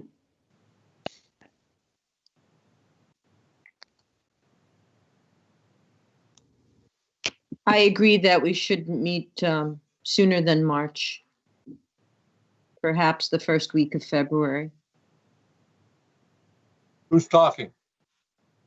Lissa. Sorry. I guess I'm curious why I understand what Sarah is saying as far as any legislative action. I don't foresee any legislative action being needed between now and March. I'm still supporting March. Yeah, I just don't know how much we'll have to talk about in February outside of establishing the subcommittee and the general reports that we typically get. And those have been pretty good at a 3-month stretch right now, especially coming into winter. And I could be wrong. Corey and Dave, correct me if I'm wrong, but I imagine as the snow flies, your activity goes down a little bit, or at least moves inside. That's accurate, Josh. I would round out this conversation with the subcommittee will need a little time to develop that information and help educate the rest of the panel members. So while I appreciate the effort to compress this in February, I also would recommend March, just to make sure we can give people time to get the reading and communication back and forth that will help facilitate the subcommittee efforts on CISF education.